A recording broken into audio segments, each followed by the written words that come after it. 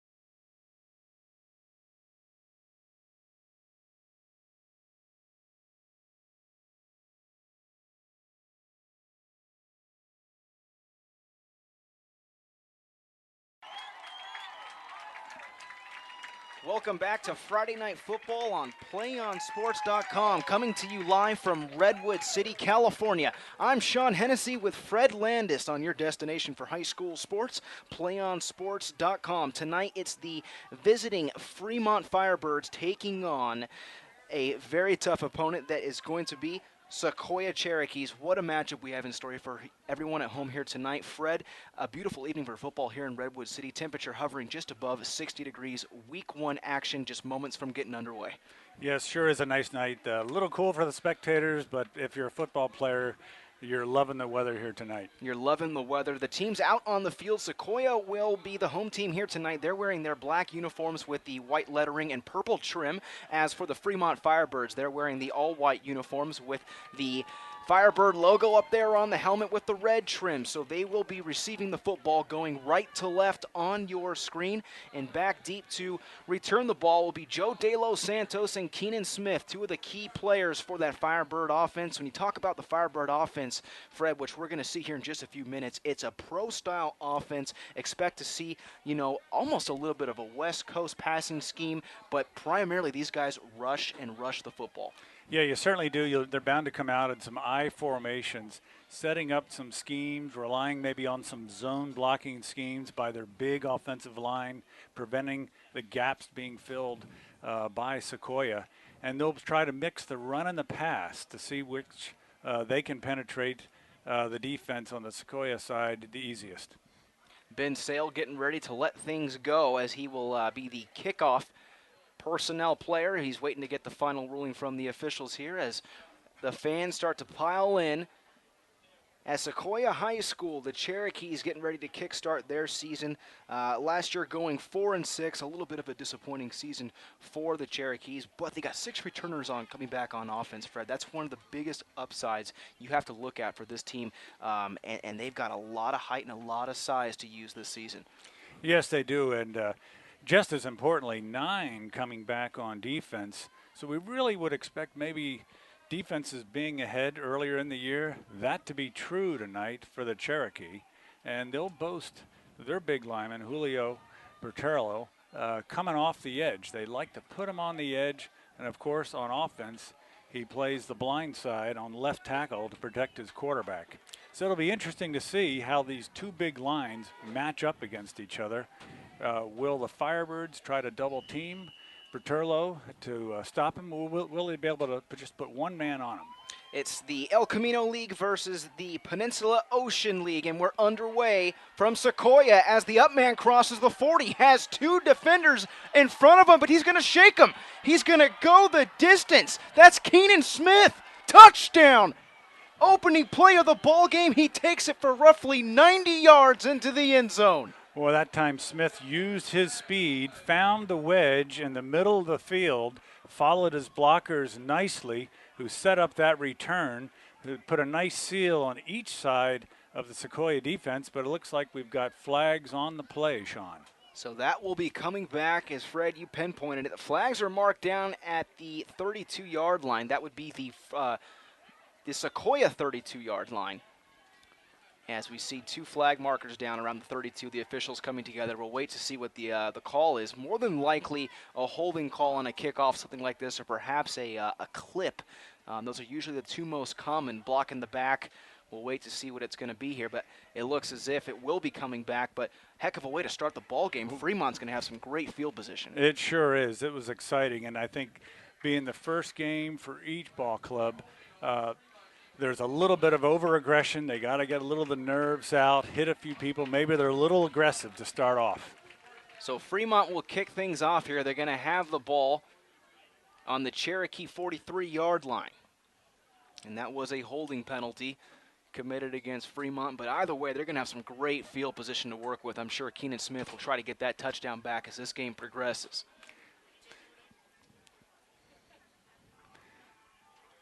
So just we suspected here, Fremont coming out with 2 backs, quarterback under center as expected in a pro style. And that will be Ricky Teo, the starting quarterback directly under center. He has 2 backs behind him. He hands it off to His tailback who takes it straight up the gut for a gain of close to 4 yards. And so, Fred, we talked about it. It's a pro-style offense, and the Cherokees are going to throw this 4-3 defense at them here tonight.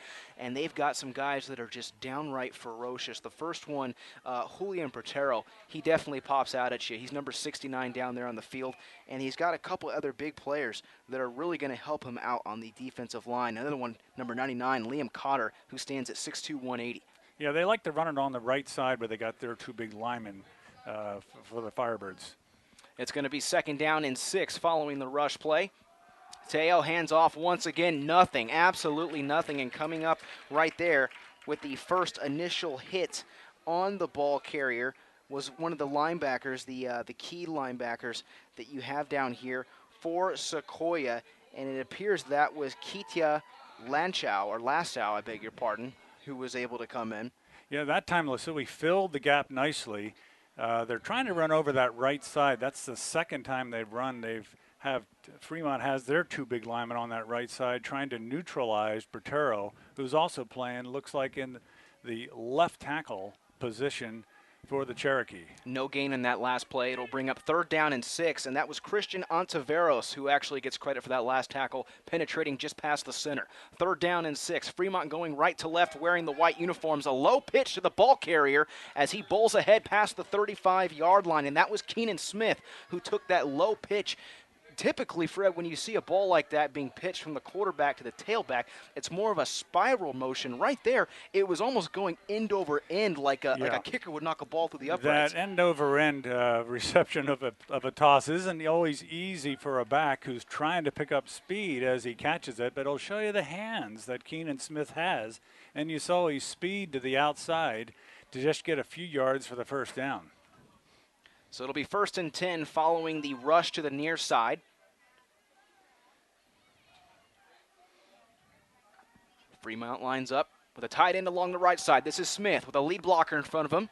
Puts his hand out and gets a couple more. So impressive start here so far for Keenan Smith, number 24, the running back for Fremont, who is really a shifty player. He takes his left hand and just bowls ahead, and he's able to pick up a couple on the ground. Sure was. That time he had a little second effort behind his line. He saw it. There wasn't quite enough room in back of his right tackle, so he bounced to the outside and gained 5 yards on the play. And he was actually trying to get around his big tight end. That's Cannon Gata, number 7, on the right side of that offensive line. 2nd down and 5, 8 minutes and 53 seconds remaining here in the opening quarter. No score between Fremont and Sequoia. This one straight up the gut yet again, but effective. Mark it down for close to 4 yards as the officials come together. They're going to pin this one around the 26-yard line. 3rd down upcoming. So we see a patient ground ball control game here by the Firebirds. Perhaps setting up a pass. Will the quarterback try to set up now a pass?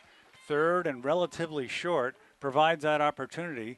Or they could just simply go for the 1st down with a running game that seems to be working. Mario Rios and Joe De Los Santos, the 2 wide receivers spread out towards the right side of your screen. 4-3 formation being shown by Sequoia. Handoff. This is Smith, left side, and is able to pick up the 1st down as he crosses the 20. That's going to move the chains for Fremont. Yeah, that time the little misdirection play to the left side. Cherokee hadn't seen that one yet come tonight, but they're using their speed, and you're seeing now the finesse with a pro-style offense. Keenan Smith, if you're just tuning in, the very first play of the ball game, heck, we were still in special teams mode. He takes it back for a touchdown, roughly 90 yards, but there was a holding penalty on the play, so that started this offensive drive for Fremont around their own 43-yard line. 7 minutes, 35 seconds marching away here in the 1st quarter. No score between Fremont and Sequoia. The Firebirds with the ball. They line up with 2 wide receivers, 1 to the right, 1 to the left. Strong formation over towards the right side. Smith finds some room and powers ahead for a couple on the ground. It'll bring up 2nd down and 8.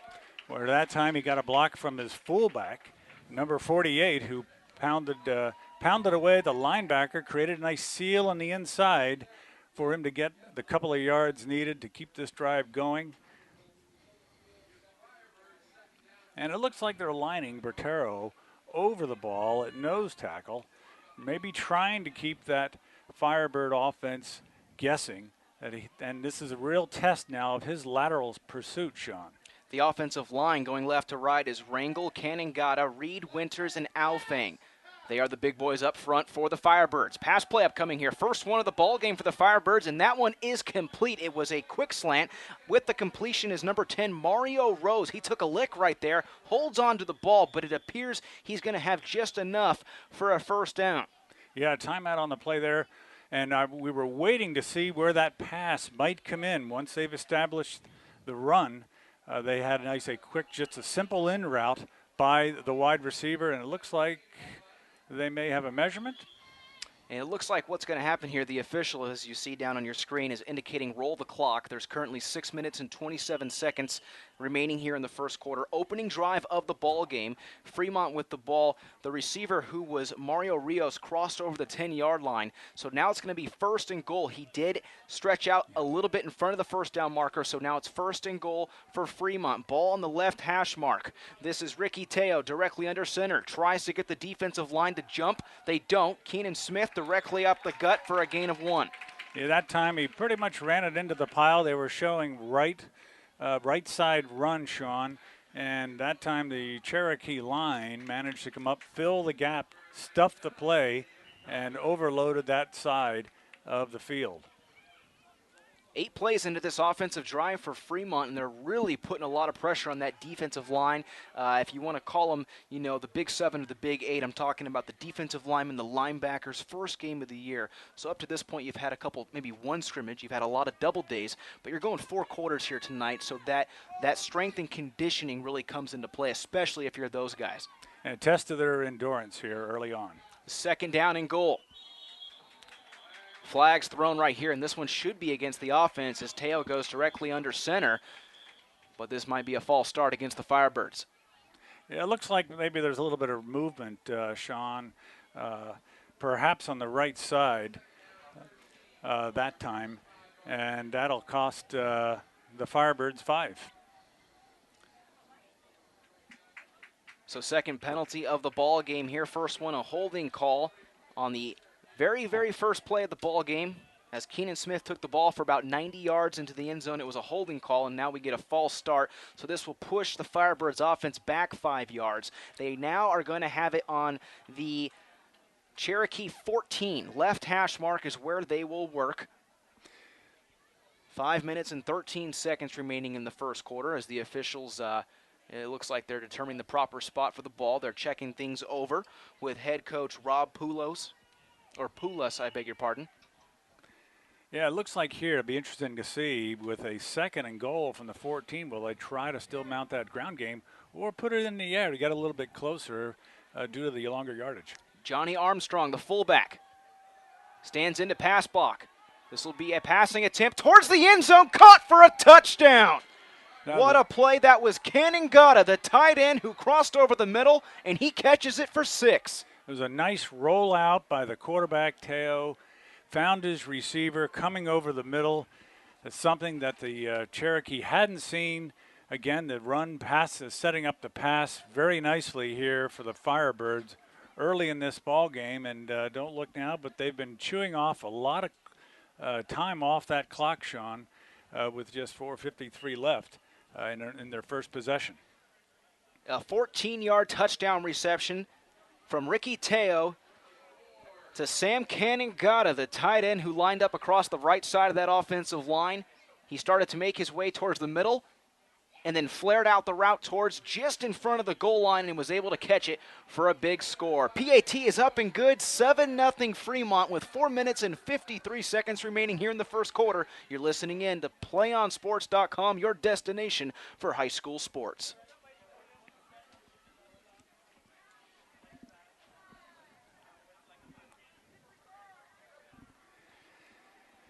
Do you want to watch more of your school's great matchups like the game you're enjoying here tonight? Well, tell your school to sign up for the PlayOn Sports School Broadcast Program. The program allows schools to broadcast all their games and other activities on the web.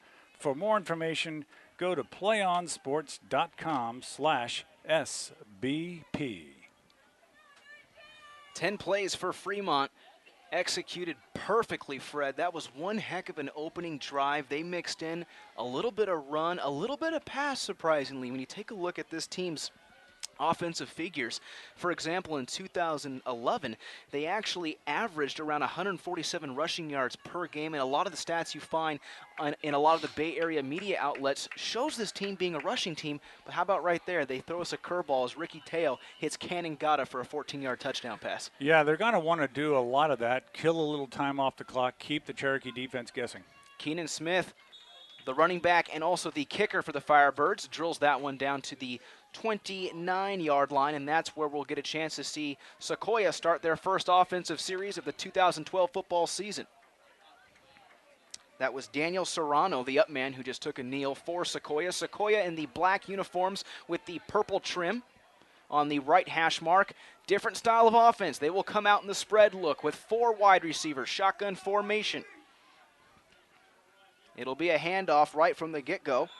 And under center is Mike Taylor, the quarterback, senior at 5'11", 150 pounds. He will lead this offense down the field.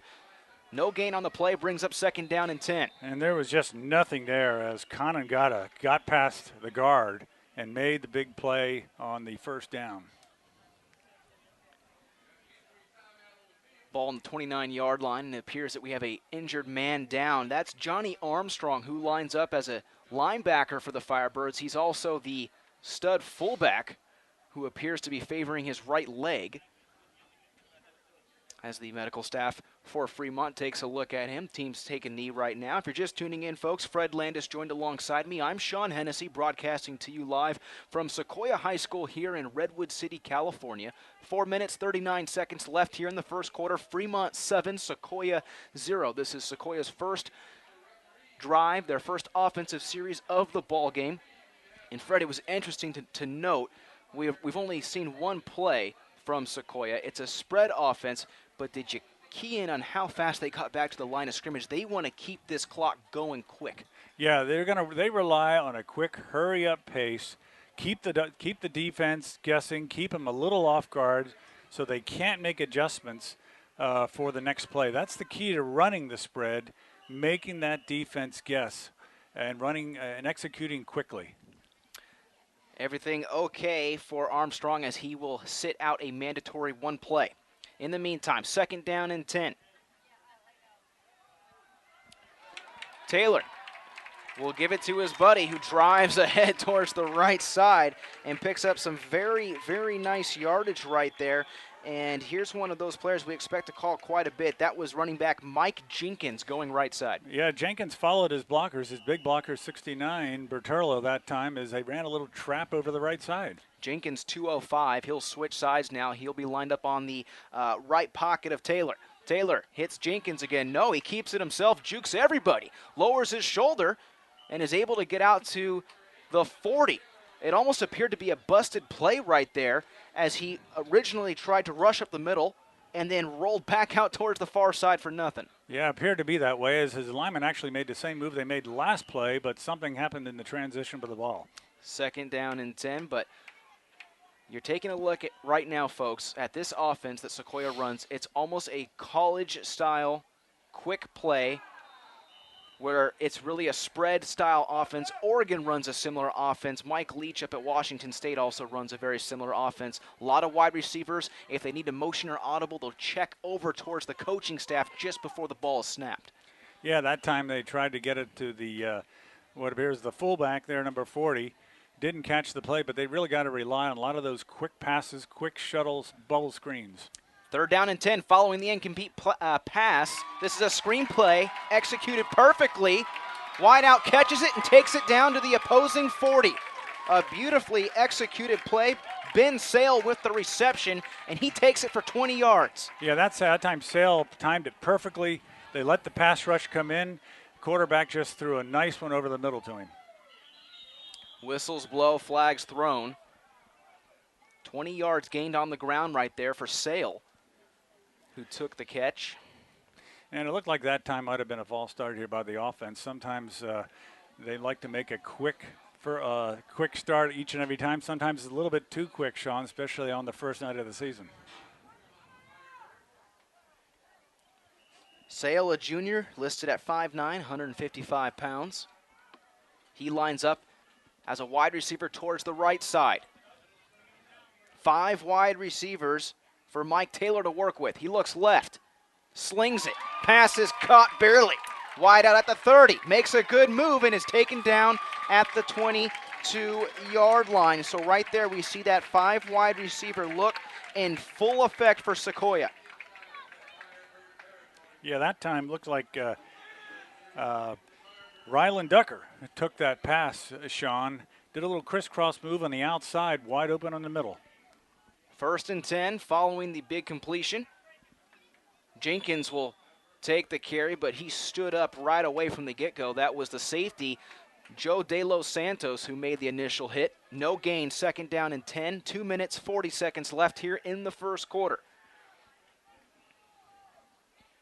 Taylor sending a man in motion right to left. It'll be a rush play towards the far side, coming up and making a tremendous tackle once again. How about that from the safety spot? That's Joe De Los Santos. Yeah, De Los Santos smelled that one coming. He played isolation on the back and found an opening, made the tackle in the backfield. 3rd down and 14 following the 4-yard loss. Taylor setting up for a screen again, has nothing, flushed out near side. Kid can move and finally has a target, but it's too low. He had a wide receiver down towards the near sideline, but that one was just underthrown. And coming up with that one, Lopaparo was actually the intended target, but hold your horses. We got a flag on the play at the 29. And we have an illegal man downfield. You see, that time the pressure got to Taylor.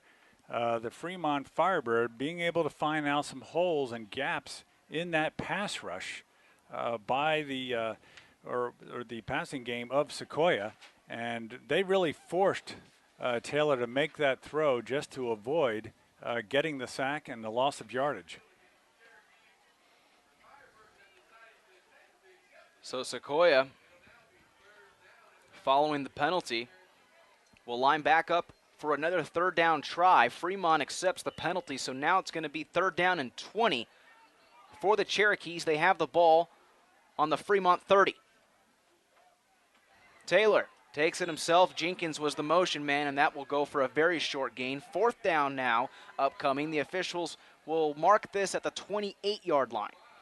That time the Firebird were not fooled one bit on the fake there, Sean. The tackle made the play pretty quickly. The ball is in between both hashes. It would be a mid-40-yard field goal from this range. They said the heck with that. They're going for it. Taylor under all sorts of pressure and just throws it away. He had to get rid of it from the get-go because coming in was Cachero with the pressure. Yeah, that time Cachero got past the line. You're now beginning to see some adjustments made by the Fremont defense as they adjust to that passing game, that quick strike game that Sequoia has been trying to play, as they had a nice drive down the field, but they're stopped at the Firebird 28-yard line where the Fremont will take over. How about Cachero right there, able to find some room through the offensive line and chase down Taylor. Taylor throws it away, so now we'll switch sides following the turnover on downs. Fremont will get the ball here as they start on their own 28-yard line, right hash mark, going right to left. 1 minute and 30 seconds remaining here in the first quarter. The Firebirds lead Sequoia by a score of 7-0. Ricky Teo fakes the pitch, looks deep downfield, has a man. Can he hit him? Yes! What a grab inside the 30. Mike Quezada, wow. Quezada really fooled his defender, and actually Fremont threw in the double coverage, but it wasn't enough as Quezada got the jump at the line. They were playing off him, Sean, but he managed to make the juke move, run down the sideline, and get under the play before Sequoia could adjust. One heck of a play executed perfectly for Fremont. They had that ball on their own 28-yard line. They move it down to Sequoia's 30. What a play. Clearly, Sequoia looking for a run there on 1st down. Sequoia pressing that coverage up a little bit. Linebackers about 3 yards, maybe 4 yards off the line of scrimmage. This is Smith. Smith still on his feet as he crosses over inside the 20 now. Red zone territory for Fremont, and they've silenced this crowd a little bit. Fremont coming out swinging. Yeah, that was a nice move over the center. They opened up the offense, the defense a little bit. That time they weren't quite looking run. It's amazing what a long completed pass Sean will do to confuse the defense and keep them on their heels. De Los Santos right there with the carry, correction on the call. And we'll see if Fremont can get this last play off as there's approximately 10 seconds ticking away here in the first. And right there, Teo barks out some calls, and he's able to get that defensive line to jump off sides. It appears it's going to be encroachment, and it looked like one of the first guys that actually jumped across. It may have been Jonathan Morrow, perhaps Ontiveros, but it's actually going to go against the offense. They're going to say the offensive actually move first. Yeah, that time a little juxtaposition. Both teams trying to get their timing down. First game of the season, a little jumpy on the line, Sean. Pretty normal for a first game. So that's going to do it for the end of the first quarter as the clock strikes 0. Both teams will head over back towards their home side. Right now, it's Fremont 7-0 as we get ready to start the second quarter here at Sequoia High School. You're listening in to your destination for high school sports, PlayOnSports.com. PlayOn Sports is on Facebook and Twitter, giving you news and information and links to great highlights. Follow us at PlayOn Sports on both Facebook and Twitter. You can also access thousands of live and on-demand games at YouTube at youtube.com/PlayOnNetwork. Keep up with all the high school action every week from your destination for high school sports, PlayOnSports.com. I'm Sean Hennessy. Fred Landis joined alongside me here in Redwood City, California as we get ready to start the second quarter of play. It's the Fremont Firebirds taking on the Sequoia Cherokee, and right now the Firebirds lead the Cherokee by a slim score of 7-0. The first offensive touchdown was by Cannon Gata. He caught a 14-yard touchdown reception from quarterback Ricky Teo, executed perfectly, and they went 10 plays in the opening series, Fred. It really doesn't get much better than that in terms of the way they executed. No, it sure doesn't. And with time of possession in that first quarter, heavy for the Fremont Firebirds there as they executed down the field with a run game, mixed in the pass and the pass to Kanangata for the touchdown. Rios and Quezada, the two flankers, over towards the left side of your screen as Fremont now moves left to right. This will be a handoff. De Los Santos tripped up right away. He tried to move towards the left, but he was actually tripped up just around the line of scrimmage. Yeah, it looks like that time he got about 2 yards on the carry, Sean. Tripped up by the line that time. There's a little bit of penetration made by the Cherokee as they begin now maybe to try to make some adjustments here on defense. Interesting to see how Coach Polis here will try to slow down the Firebird. De Los Reyes with credit on the tackle right there. It will actually be marked down as a 2-yard loss, so it's going to bring up 2nd down and 12. Handoff left side. Keenan Smith spinning and moving as he gets close to the 15. Pin him down at the 16. 3rd down upcoming here for Fremont as they have the ball at the 16-yard line. Yeah, that time you saw a little bit of the power that Keenan Smith possesses. He's got some good speed. He's a slasher runner, but he bounced off a couple of tacklers and made 5 yards on the carry, Sean. 10 minutes and 49 seconds left here in the first half. We're in the second quarter. Fremont 7, Sequoia nothing. Fremont with the ball, moving left to right. Ball on the left hash mark. It's going to be 3rd down and 6. Keep your eye on those wide receivers. Quezada towards the right side. Teo checks down towards the left. Back under center. He rolls out. Looks like a similar play they scored on. This one's complete just outside the 10. That's Smith who takes it inside the 5. What a perfect play. Keenan Smith with a big catch. Yeah, that time the speed and the agility of Teo rolling out and hitting Smith. Again, we're seeing his good hands. Sean, he's able not just to take that handoff, but can take some passes out of the backfield. really versatile, needed in a pro-style offense. The prospects, the college recruiters will be looking for a player that has those tools. Keenan Smith with a nice move right there as soon as he caught the ball. Making a name for himself, a junior, 5 feet 11, 200 pounds. He is definitely shifty out of the backfield. First and goal. So far, it's interesting. They appear to be neutralizing Berterlo on the line, Sean. Fremont's big line having their way. Teo will take it himself, get some help from his running backs. The question is, did he pick up enough? He does. That'll be a rushing touchdown for quarterback Ricky Teo from 3 yards out, and that'll give Fremont a 13-0 lead. Yeah, that time he just went right over center. His line just collapsed on the defensive line of the Cherokee, and he went right over his center and right toward that nose tackle, Berterlo, who was not a factor on that play.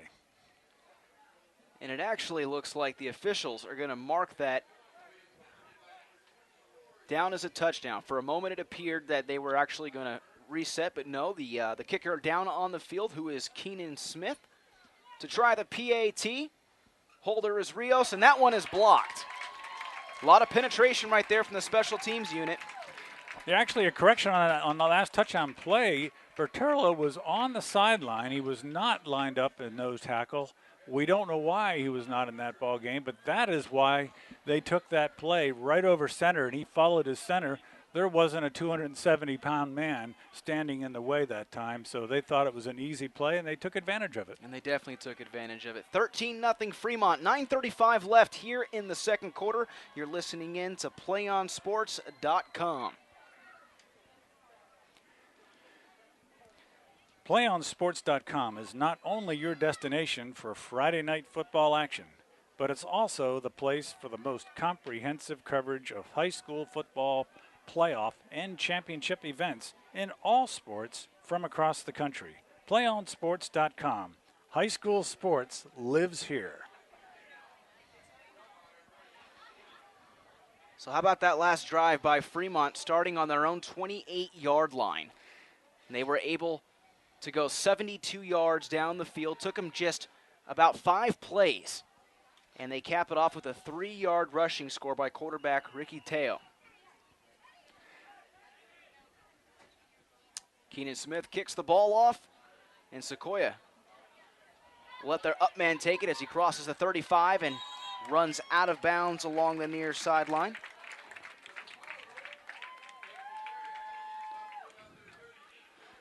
Yeah, that time Tommy Lopapario took the short kick and took it back. Had a respectable game this time, giving the Cherokee some decent field position, John. A very nice return as Sequoia going right to left in the black uniforms with the purple trim will start on the left hash mark on their own 39-yard line.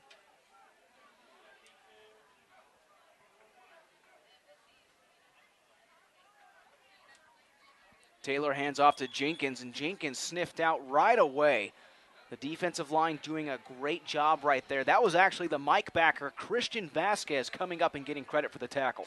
Yeah, and we knew he'd be a factor here, Sean, especially those plays at the middle. They're not able to keep up with his quickness.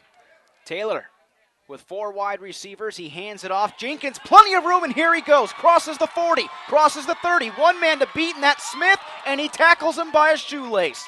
Nearly had a touchdown as Keenan Smith was tripped up a little bit. He stuck his arm out and was able to just trip up Jenkins at the last second. Yeah, that time they found some room on that left side, and we see the athleticism of Smith here to make the shoestring tackle, save a touchdown. 2nd down and 10 for Sequoia. They now have the ball around the Fremont 16-yard line, but there's flags thrown before the ball can take place in the backfield. It appears it might be a false start. Indeed, it is.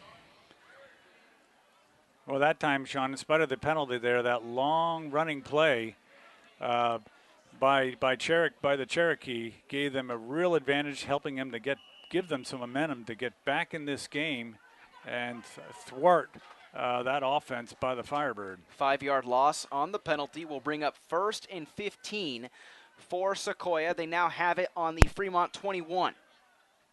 Taylor looking for a screen, intercepted. It's picked off up the middle. What a grab. That was Lopez, the defensive end, coming up with the ball. And Fred, no one was next to him. It hit him in the chest. Yeah, it was obviously some mix-up here between either it could have been his wide receiver just making a screen over the middle screen, which they were very successful on their first set of downs coming the other way. That time there was a mix-up, and the defensive end was right there to make the play. So how about that? That was a tremendous interception by the defensive end. That was Alex Lopez. It caught him off guard. He was playing back, looking for the ball, and I go back to it once again because there were no wide receivers around him. It was him and open field to go. No, there wasn't. It was almost like one of those look what I found moments, the moments that defensive linemen and defenders dream about, especially those big guys in the trenches, getting a chance to touch the ball and take it for a few yards.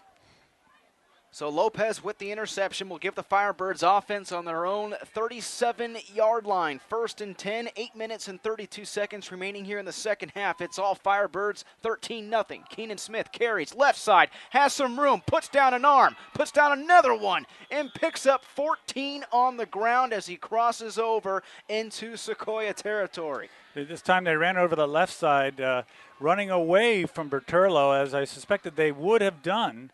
And you saw here again the speed and the power of Smith as he's able to slash through the line and bounce off a couple of tacklers for the first down. Fremont using a mix of rush, using a mix of pass. They are really confusing Sequoia here in this first half. And we see that maybe the Cherokee is sort of on their heels a bit here, wondering what's going to come next here from Fremont. Ball on the Cherokee 49-yard line. Fremont has it in between the hashes. 1st and 10. It will be a delayed handoff. And this will be De Los Santos who gets the call. And he picks it up for a gain of 3 yards on the ground.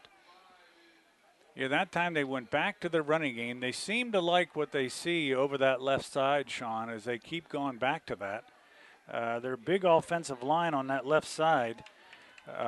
Ari Rangel and Kanagata, who we're calling him a lot tonight between himself and his brother that are getting a lot of airtime. Jonathan Morrow, one of the linebackers, in on the tackle on the previous play. 2nd down and 7.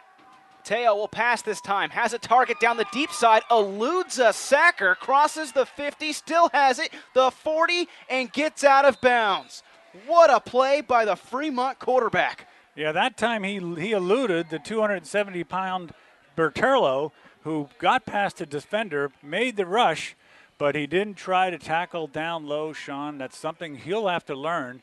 A good quarterback will be able to duck out of a sack in that case. And this time you saw Teo really take advantage of it, and it cost Sequoia big time not to get that play. Would have liked to seen Teo perhaps just try to get out of bounds quickly on that play. He picked up the first down with some room to spare, and you've got to imagine head coach Ron DeMonter might be talking to his quarterback when he comes back into the sideline, but he's doing great thus far. He has a touchdown pass and a touchdown rush to boot. 1st and 10 following the great play on the ground. Teo's going to pass it again. Quick slants, nothing there. Dumps it off to his tailback. That's Keenan Smith. And finally, the officials say that's an incomplete pass. For a moment, it appeared from the angle that would be a lateral, but it looked like Keenan Smith was about a yard in front, so it will be an incomplete pass. It'll bring up 2nd down. Yeah, it looked like it was just forward enough there, Sean. As Teo looked for a receiver, it looked like it could have been a quick over the middle to the tight end. But there was nobody there. The rush was coming, and that's why you've got those two split backs. That's the safety valve for the quarterback. Teo took advantage of it, but his receiver didn't look like he was quite ready for that one and dropped it. Our referee in tonight's ball game, Mike McCarron. Umpire Ed Jarvis. Head linesman is Keith Griggs. Our line judge, Chuck Hall, and our back judge, David Lira. 2nd down. De Los Santos hurdles a guy, crosses the 20. Still on his feet, and he goes out of bounds just outside the 10-yard line, close to 20 yards on that quick pass play. Offensive line moved down the field, and really paved the way for that one to work. Yeah, that was a thing of beauty for the Fremont Firebird. The bubble screen does it again, as you saw sort of that jailbreak blocking scheme. They went out, dominated that left side of the open field, and that sprung the receiver out for the long game.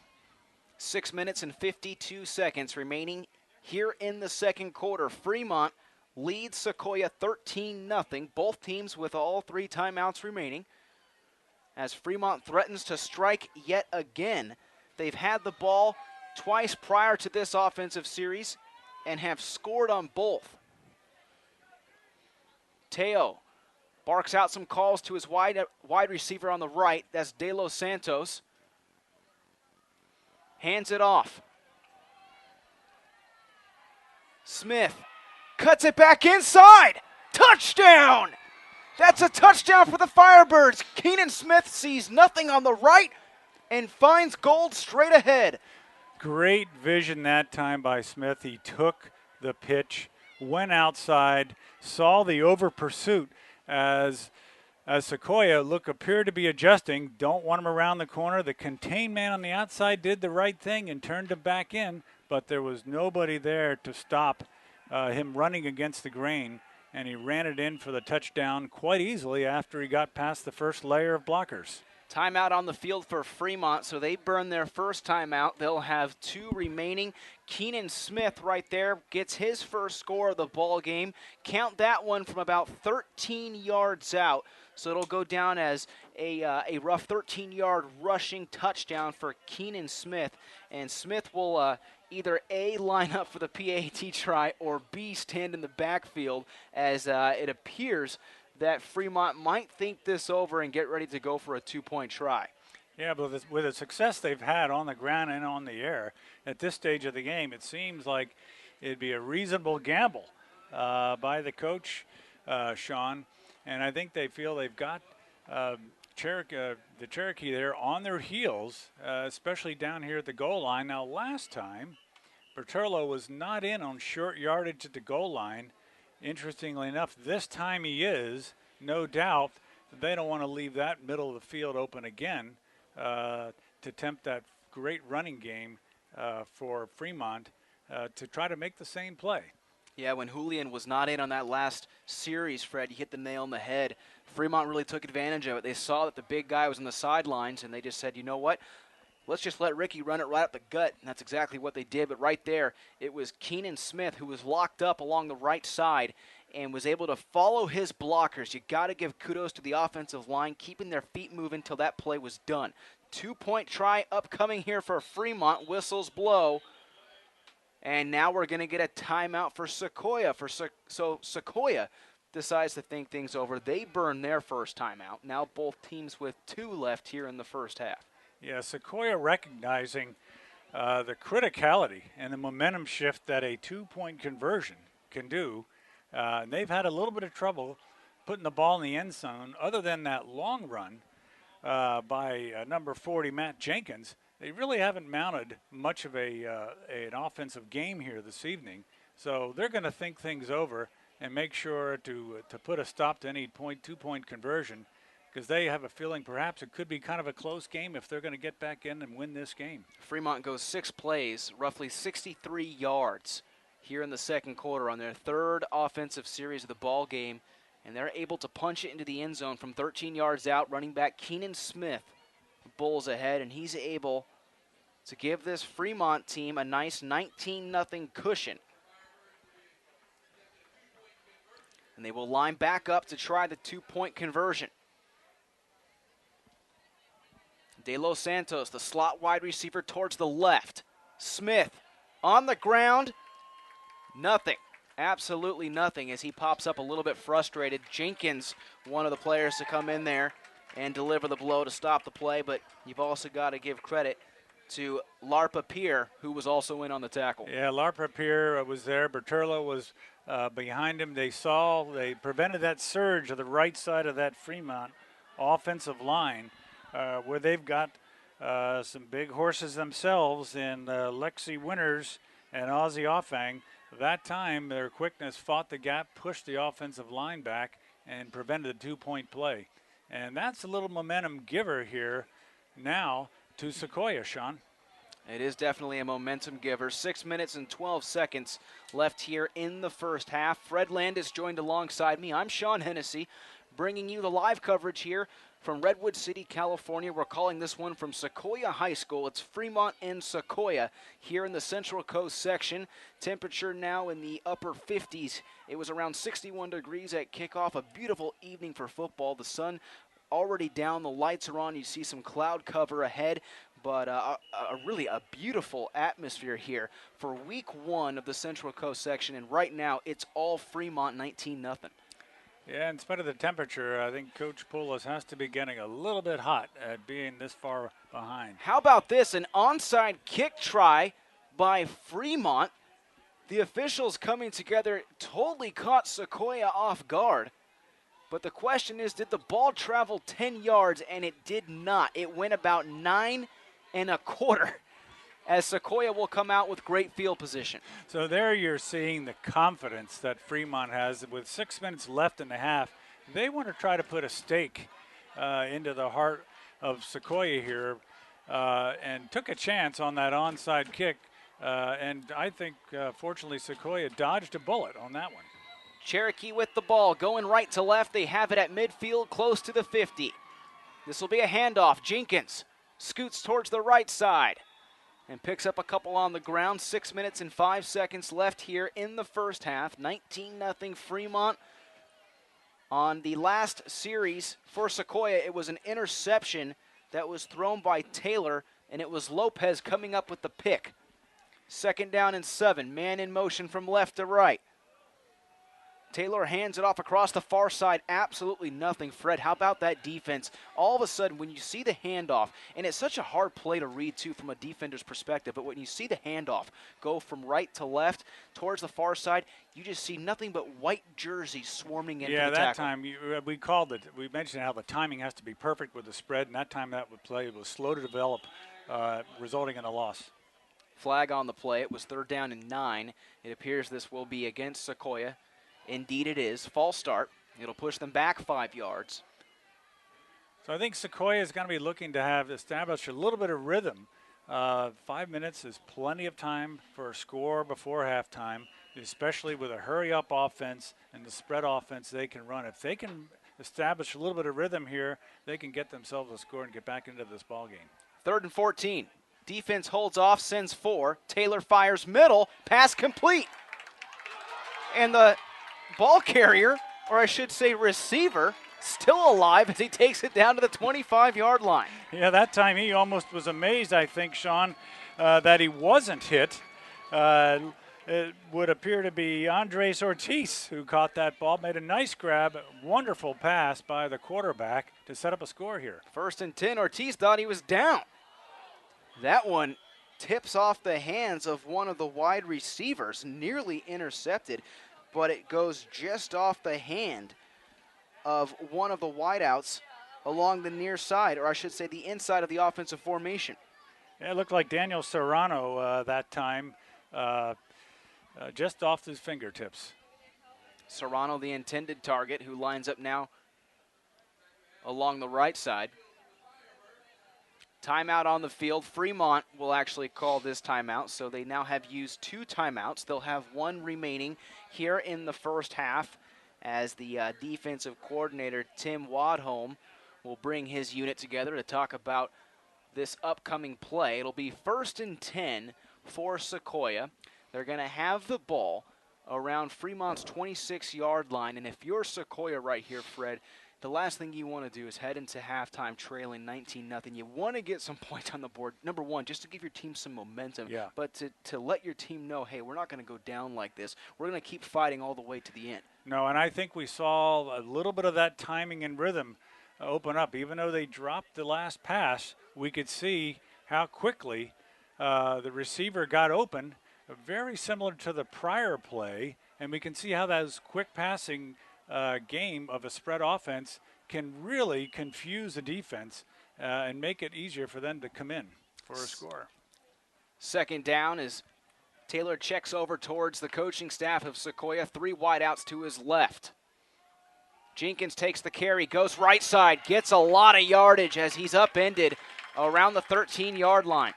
They're a nice job by the offensive line and a nice seal block, it appears, by the tight end or the slot back in this offense. He picks up some nice yardage for the Cherokee. 1st and 10. Jenkins once again, virtually the same look as he's still piling.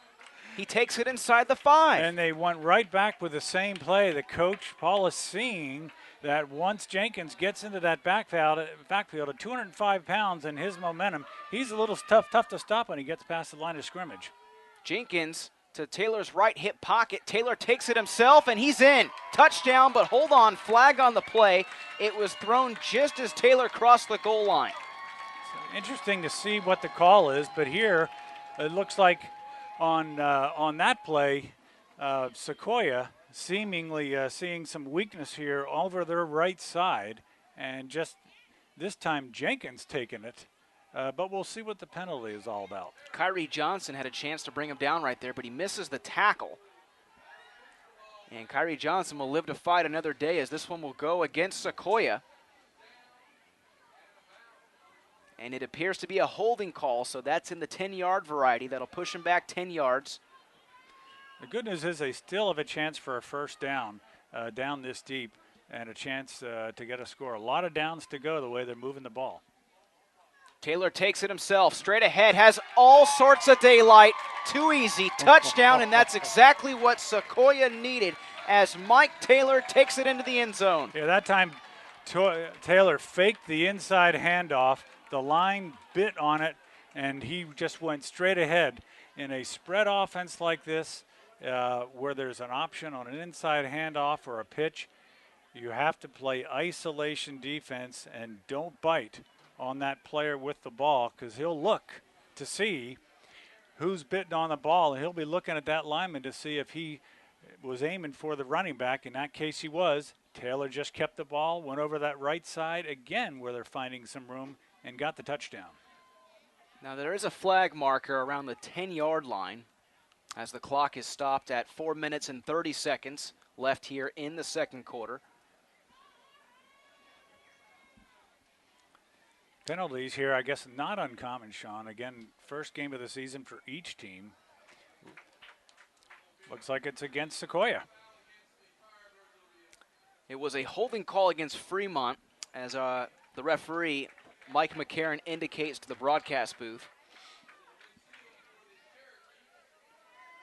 I'm thinking maybe that's a personal foul. I'm not really sure. The touchdown counted. Yeah, either They're way. lining up for the extra point. Either way, Fred, that the score will count indeed. Yep. As they line up to try the PAT, and now really it's a 2-score bowl game. Yes, it is. That was a huge drive right there for Sequoia, 50 yards. So we saw just how important that drive was. Extra point, it's up, and it is good. So don't go anywhere. We've got a ball game now as it's 19-7. Fremont Sequoia able to strike from 50 yards out. 6 plays. You're tuning in to PlayOnSports.com, your destination for high school sports.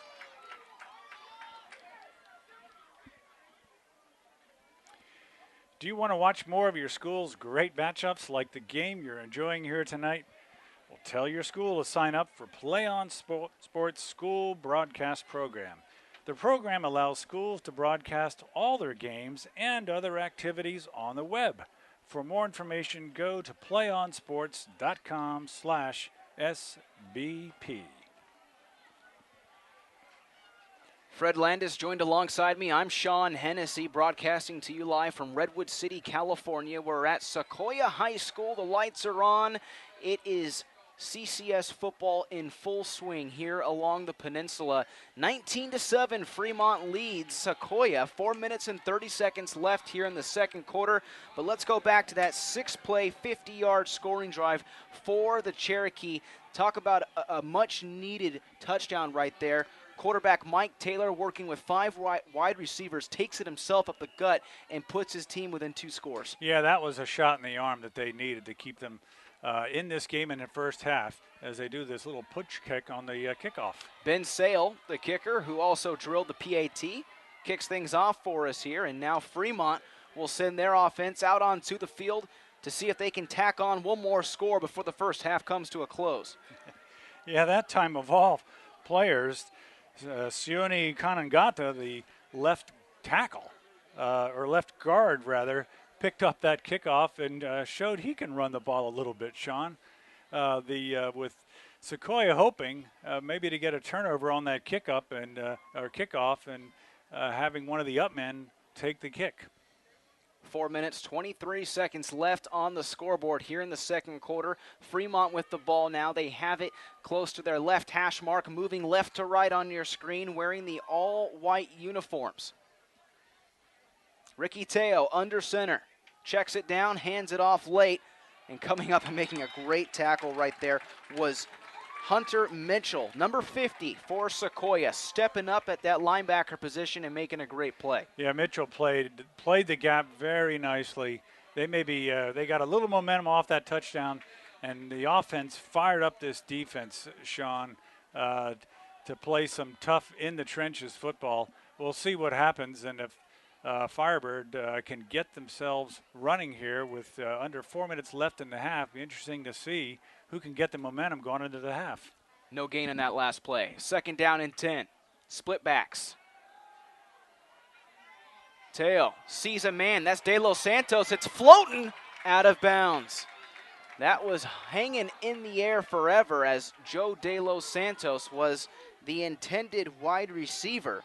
And there was a defensive back closing in at the last second. That was Stephen Frazier, who was coming in from the linebacker position. Yeah, Teo really actually made a nice play, get the ball out of bounds, prevent the interception. As he was rolling out, the pressure was coming on the strong side. He did the right thing to get rid of that ball, and if anybody was going to catch it, it could only be his offensive wide receiver that time, and did the right thing by throwing it out of bounds. Correction on the coverage. It was a Frazier, but it was Kevin Frazier, one of the brothers. So I stand corrected. Stephen was not on the defense right there. Rather, it was Kevin, as we see some late flags come in on the play. So looks like the line jumped there again, Sean, as both teams kind of guilty of a little bit of timing off the line of scrimmage. Firebirds offense will move back 5 yards following the false start. 3 minutes, 36 seconds left here in the second quarter. Momentum has shifted a little bit here at Sequoia High School.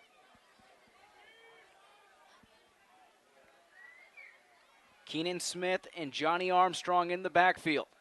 Teo's going to pass it, rolls out, now he tucks it down and flicks it. Appeared he actually faked the pitch, kept it himself, and gets maybe 2. An interesting call there by Fremont. Not typically a running quarterback team in a pro-style offense, but maybe thinking that they could catch the Sequoia defense off guard as they scripted a lot of those running and passing plays, none of them really by the quarterback on the run except for there. Teo was actually looking downfield for some blocking. That's what he was actually signaling.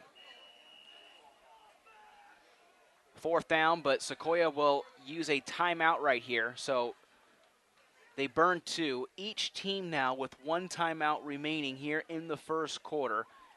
And if you're Sequoia and your special teams unit is getting ready to line up on a 4th down try, the ball is marked on the 32-yard line. So you figure at the high school level, you're talking at most a 40-yard net punt. Probably going to be in the 20 to 30 range, so you figure that return man takes it around the Sequoia 30. But if you can come in and block this, if you can get some pressure up front, Fred, we're talking about a totally different ball game. Yeah, we'll see how the special teams effort by Coach Paulus, and maybe that's why he called the timeout here, get his special teams in order, and those block punt drills that they practice all the time maybe could come into play here this evening, and they could really get a momentum shift. And even with 3 minutes left, if the block doesn't work, with that hurry-up offense, there's plenty of time to get the ball downfield. So good momentum here for Sequoia, and we'll see what happens here on the punt. Timeout has concluded. Both team special teams units out on the field now. 4th down. The punt is up and away. That was Ricky Teo, the punter. Returner will let it bounce at the 30. No return for Sequoia. Well, you were just about perfect there, Sean. You called a 30-yard line punt, and that's exactly where it landed on that end-over-end punt. And Sequoia was just not about to touch that one at all, leaving it die. And with 2:58 left, they'll see if they can't put together a drive and get some rhythm and timing to come up the field for another score and really make this a halftime barn burner. Well, with Sequoia, their offense, it's really set up for a quick punch, quick combo. But they've got Jenkins in the backfield who can do so much at over 200 pounds. As he takes the ball along the right side of that offensive line and scoots ahead for a gain of 9, close to 9 yards. And there's a perfect example of a tailback who can just bowl ahead in a 5 wide receiver formation. Yes, and they keep finding room over that right side, and they keep taking it. That time he got stumbled up. I mean, the plays they're running right now, as Jenkins is tripped up just outside the 40, it's going to bring up 3rd down. The plays that they're running are pretty simple, to say the least. They're nothing really all that difficult for a defense to pick up. 3rd down, defense blitzes both inside backers. Taylor sees it, goes middle, bumps it outside. It'll be a foot race as he gets down by the 30 and out of bounds. Interesting, Sean. That was the same play he scored on the touchdown. A fake dive to 40, the fullback, and takes it himself again over that right side. And they've really found some vulnerability on that side of the line for Fremont, having a lot of success running the ball on the right side. Safety De Los Santos coming up with the tackle right there. Taylor fakes the handoff and is tripped up in the backfield. Nowhere to work right there, and that was Caningata coming up with the tackle. That was Sion Caningata, the brother of the other Caningata, who is Sam Caningata. 2nd and 9. Pass play. Taylor has a man wide open and overthrows him by an inch. Oh, what a shame there. He was wide open. They were looking run on the right side. The run was setting up the pass beautifully there, but he just got it over the outstretched hands of his receiver, who laid out but couldn't make the play. Liam Carter, the intended target, the tight end who was lined up along the left side. Number 99, if he was 6'3", he would have had it. It just missed him. 3rd and 9. Defense jumps, and we might have encroachment. The defense appeared to jump off sides, and they do. So what was 3rd and 9 is now going to be 3rd and 4 for Sequoia. And that's a big penalty. With 3rd and short, they can still get the 1st down, which will stop the clock, give them more time to get that score before half. 1 minute, 47 seconds remaining here in the first half. Sequoia trying to tack on another one and make it a one-score game. This handoff goes left and nothing. How about that tackle? Keenan Smith coming up from the defensive back position. We're seeing the athleticism of Keenan Smith. He stopped on a shoestring tackle earlier, stopped the touchdown this time. Stopped the running back coming over on the left side on the inside handoff. And it's a lot of good lateral speed and athleticism shown here by this Fremont defense. Holding call against Sequoia. There was a flag down on the play. And right now Sequoia shooting themselves in the foot as they could have at least had a decent shot to go for it on a 4th down try. But instead now, the penalty will count, so it's going to bring up 3rd and long, about 3rd and 17, following the holding penalty.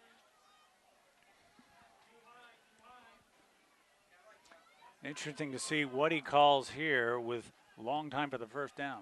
Taylor drilled as he lets go of it, and that one might be intercepted as a linebacker comes in on the play.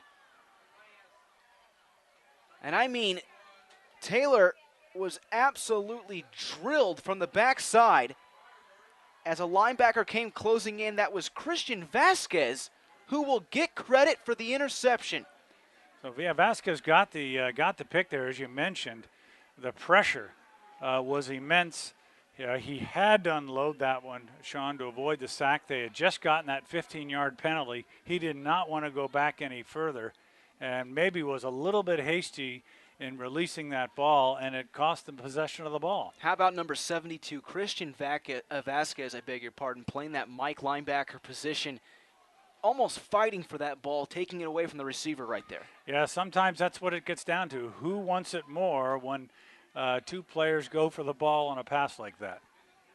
Fremont with the ball on their own 31-yard line going left to right. They'll have 1 minute and 25 seconds to score. Option play. Teo finally pitches it to Smith, but he gets tattooed as Smith comes close to the 40. And right there saying, "Hello, how are you?" Liam Cotter delivers. Wow, what a lick. Yeah, after that greeting, a little surprised to see them run an option, begin throwing a little something at the Sequoia defense that they haven't seen. Not a common play in a pro-style offensive formation, Sean. And Ricky Teo, boy, he took a shot right there. Coming back into the huddle. No sign of fatigue on his face, no sign of injury, as he was just absolutely smacked. His whole lower body came up in the air, and his shoulders just swung right to the ground. It'll be 2nd down and 3 following the option. Clock is still rolling, 33 seconds remaining as Fremont takes their time. 2 wideouts to the left, split backs. And now we have an offensive lineman who appears to jump off sides, and that was the right tackle, Aofeng. Yeah, Aofeng's one of their key linemen. Not something we've seen a number of these offensive line false starts here tonight, Sean. First game for each team. And I think maybe the coaches will have a little bit to say to both offensive line at the half here. Loss of 5 following the false start. It'll be 2nd down and 8 for Fremont. 27 seconds left here on the clock in the first half. Teo flings it over towards the far side. That's De Los Santos, who is flung down by the neck, it appears. He'll get the first down. And that time, the block by guess who? Smith broke him open. Marvelous block. We're really seeing some versatility out of Smith, catching the ball out of the backfield, running with the ball, and a nice block for his receiver to get the first down. Smith made a huge play right there along the far sideline, giving his receiver some extra time and some extra yardage to work with as he gets out of bounds. Most importantly, it stops that clock with 17 seconds left in the second quarter. Fremont still has 1 timeout to work with. So it'll be interesting to see. Are they going to put one up long, or are they just going to try to go for the sideline and get in a couple of more plays? Ball on the 44-yard line. Teo looking for De Los Santos. He throws up a prayer. Double coverage. And that one's knocked down. Beautiful play right there by the defensive back for Sequoia. That was Larpa Peer batting it away. Larpa Peer was certainly ready for it. Coaches had him playing that just right. They were looking for that long, sort of Hail Mary-ish type play with 10 seconds left here in the half. But you really saw a nice arm out of Teo, the quarterback, didn't you? Yeah, he was looking in De Los Santos' direction the entire time. As soon as he dropped back, it was a quick glance towards the right side. Nice 5-step drop, and then he just slung it as far as he could, but it came up incomplete. 2nd down. Good news is it only took 7 seconds, so they actually would have a chance for 2 plays if they play it just right here.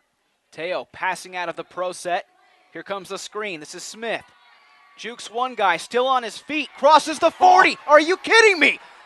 Smith at the 20, the 10, touchdown on the screen as the clock strikes 0. Keenan Smith takes it into the end zone and gives Fremont another score.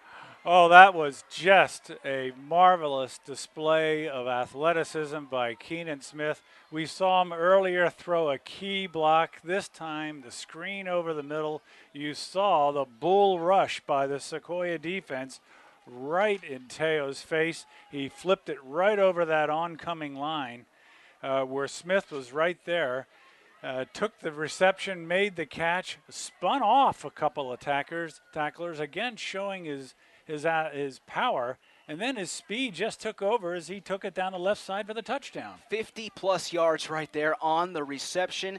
Teo lined up for just a simple screen play, and Keenan Smith juked one linebacker, was able to cut it towards the far sideline, and at that point it was a foot race, and he took it all the way and won it. There's 0 seconds left on the clock. There is no time left, and Fremont has a chance to make this a 20-point ball game if they convert here on the 2-point try. Teo directly under center, rolls out near sideline, looking for Smith. Finally throws it. Smith can't bring it in. It tips off his right hand, and that will leave the score at 25-7 here at the half. Wow. But if you're Sequoia, the damage was done on that score with just 10 seconds left in the ball game. I don't think they anticipated the speed and athleticism of one player to get past the second layer of the defense on that screen pass, Sean. And that really gave Fremont the momentum here going into halftime, exactly what Sequoia was trying to avoid the last set of downs.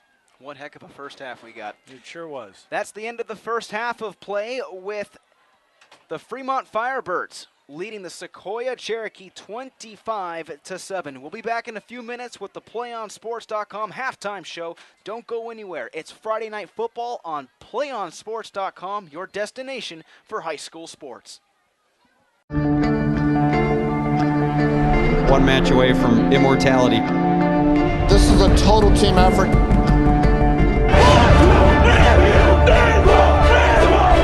We're gonna come at you. One shot.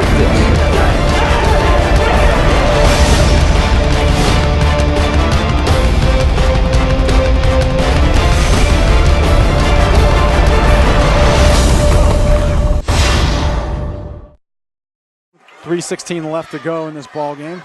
I formation, 3rd and 3 from the 45 of the Wolverines. And this time, holy cow! Dion almost hands it to the Westview player. He's going to run this to the 5-10. Touchdown, Wolverines! How did that happen? That was Snyder. Holy cow! He was in the backfield before the running back could even get the handoff. He took the handoff from He Dion. took the ball right out of Dion's hands and just Holy cow! can't say I've seen that one very often. Snyder comes shooting in from the A-gap. I think Dion froze when he saw him. He's ready to hand off to his running back. He froze when he saw him and just let him have the ball. 12 seconds to go. Oh, you could hear a pin drop. 5, 4, 3, 2. Get the snap off. Last play of the game. Brewster rolls right. Gets away from 2 sacks. Dons wins. Sack at the 20-yard line. What a game. And number 40, Lucas Zinder with the game-saving sack. And there is heartbreak on one sideline and a jubilation on another. Offset eye for the Grizzlies as Keeney takes it under center. They'll send a man in motion, pitch back to Bird on the sweep. Bird finds a seam. He might go, folks. 20, 15, 10. Drags a tackler. Touchdown! Bird goes 38 yards for the touchdown on the sweep. One more snap is all it's going to take, and there you have it, folks.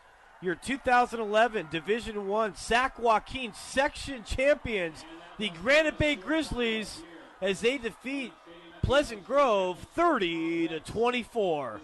Jacqueline Williamson.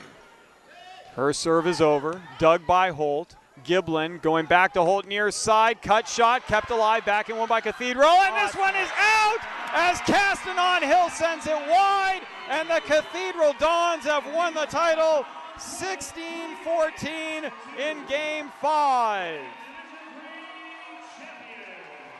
Thomas with the ball, swings it out to Norris. Cameron Taylor tried to block that one away. Norris with a strong take, blocked by B.J. Anya. Huge block. Robinson leading the break the other way, gets it to Grant.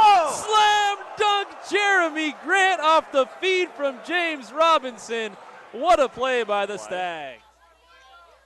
Runner at third is Chavez. 8-2 the score. Bottom of the 7th. The 1-2.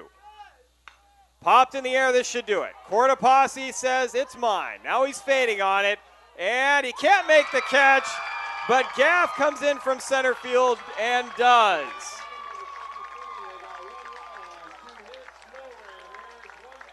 Congratulations to the St. Mary's Rams, a three-peat. They win it 8-2 against Franklin to take the series 2-0. But this is time to run an offensive set that you've done all through the season in practice. Yeah, and also, you get it to your hottest player right now, just like they're getting into Eichhorst right here. He's going to try to create some space, find somebody on the backside that's open. Eichhorst flush out to the right. And then, Brad, just let me know whenever you're ready.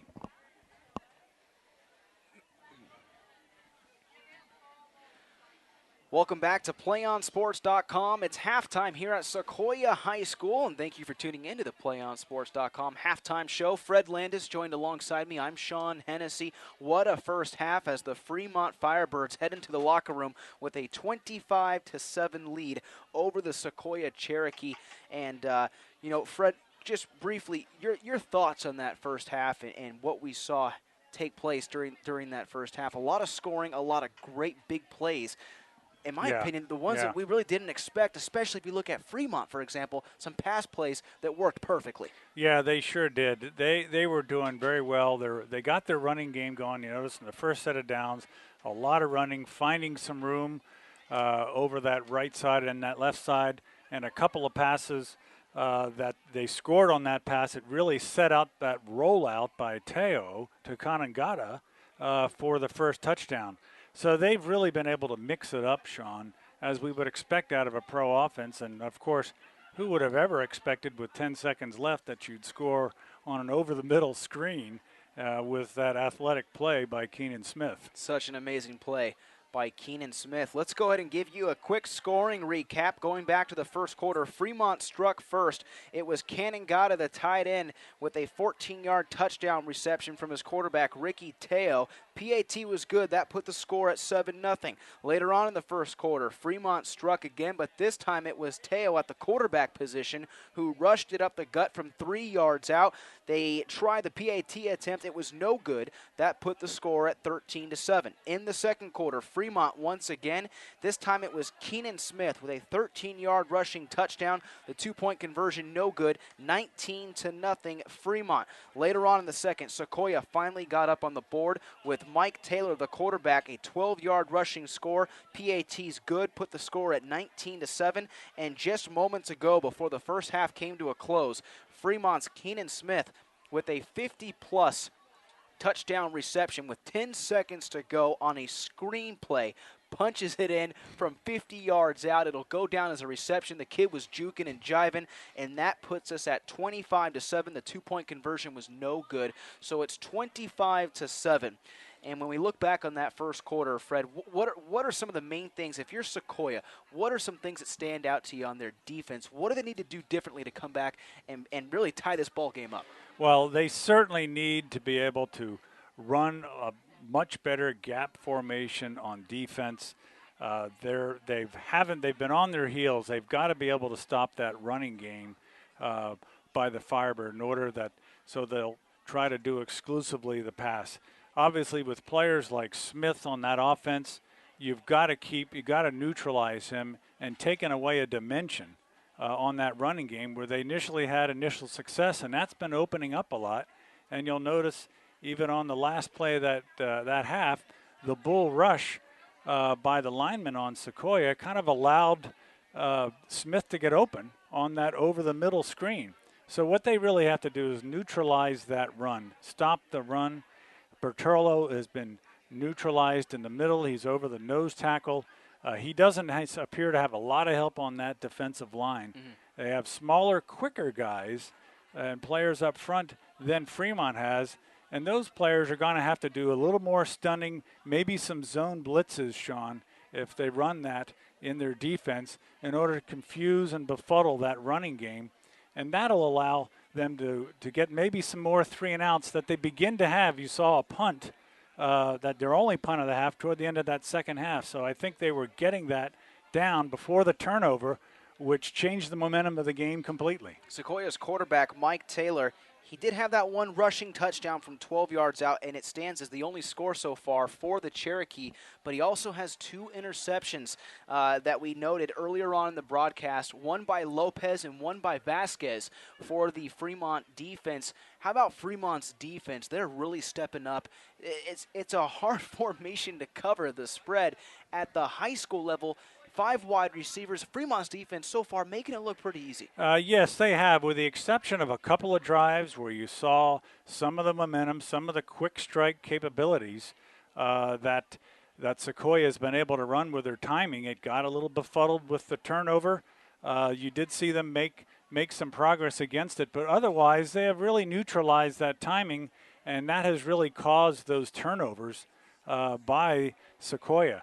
So in this half, I'm sure it'll be interesting to see what second half adjustments each coaches will make to make up for some of those weaknesses that, in this case, Sequoia has had in trying to move the ball and maintain momentum on offense. That's going to do it for the PlayOnSports.com halftime show. Friday Night Football will return in just a few moments with the start of the second half, right here on your destination for high school sports, PlayOnSports.com. One match away from immortality. This is a total team effort. We're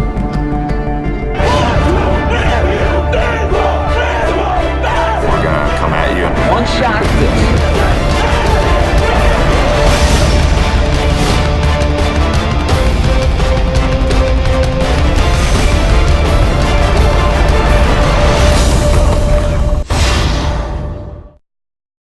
3:16 left to go in this ball game.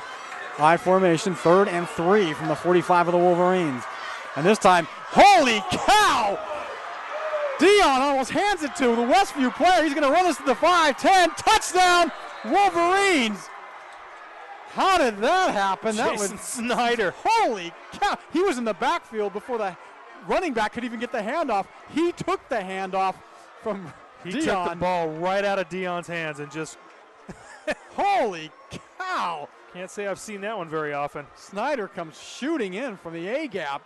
I think Dion froze when he saw him. He's ready to hand off to his running back. He froze when he saw him and just let him have the ball. 12 seconds to go.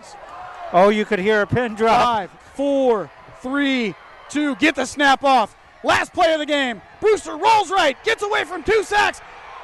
Dons wins. Sack at the 20-yard line. What a game.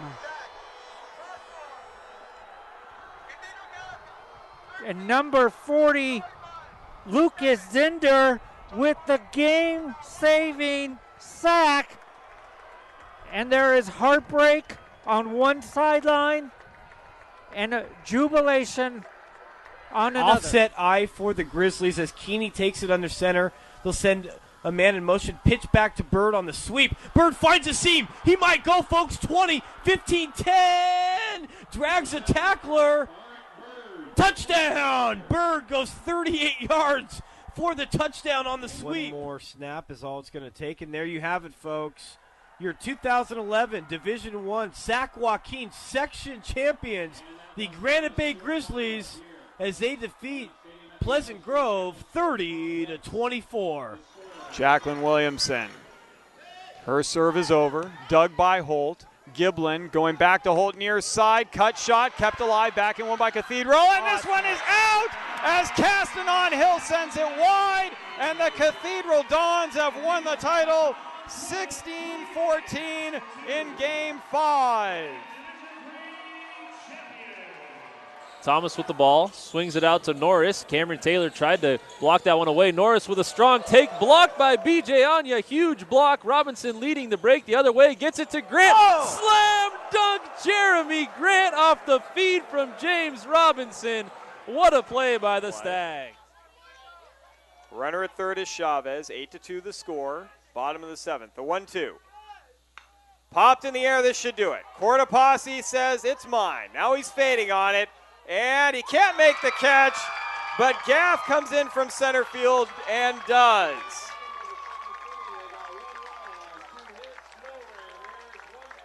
Congratulations to the St. Mary's Rams, a three-peat. They win it 8-2 against Franklin to take the series 2-0. But this is time to run an offensive set that you've done all through the season in practice. Yeah, and also, you get it to your hottest player right now, just like they're getting it to Eichhorst right here. He's going to try to create some space, find somebody on the backside that's open. Eichhorst flush out to the right. Oh, breaks free of a player. Eichhorst on his own. Shoots and scores. Bounces a shot home. Kuz can't handle the shot. Eichhorst takes off the shirt and the helmet. And how about that? Alex called it. Eichhorst, after sustaining the injury in the third quarter of play, has scored the game winner with 22 seconds gone in the overtime period. Dogpile on the field. Marin Academy take it. A fantastic finish to this game, and well, I hope his other ankle isn't hurting after this. Hancock to his immediate left. Two receivers far side, one near side. Hancock on a counter, right side. He's inside the 10. He bounces off a tackler at the 10, the 5. Touchdown, Helix. And behind Hancock, the field is littered with white jerseys on the turf. Wow. Hancock not to be outdone by his fellow playmakers on offense. Put on a show on that short 12-yard touchdown run. Looked like he was down after 3 yards, just threw a defender on the ground. As sophomore Chris Carter steps under center in their tight wing formation. Lycos in motion. Second back through is Freeman. Freeman just knocking people over. Look at him run. Breaks through. 4 tackles. And now it's just a foot race to the end zone.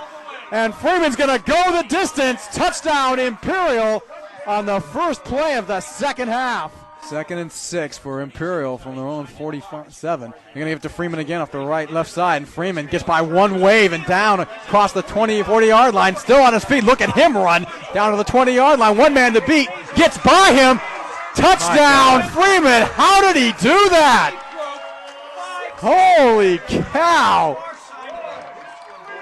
64-yard touchdown run. His 5th of the game. Royce Freeman, ladies and gentlemen, you're about to see the top rushing, and as I look over to our partners at KXO Radio, the top rusher in the San Diego section for the next 2 years. That's just amazing. That is just amazing. They hit him in the backfield. They hit him at the line of scrimmage. They hit him a couple yards downfield. They hit him again near the goal line. Keep those Lowell fans quiet over there.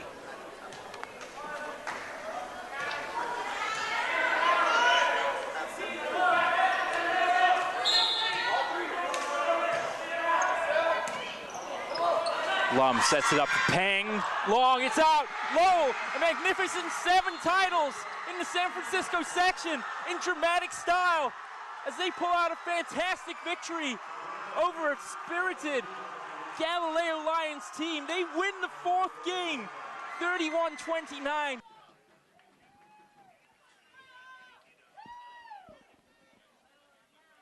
Welcome back, folks, to Redwood City, California at Sequoia High School. It is 25-7 here at the half. The Fremont Firebirds lead the Sequoia Cherokee 25-7.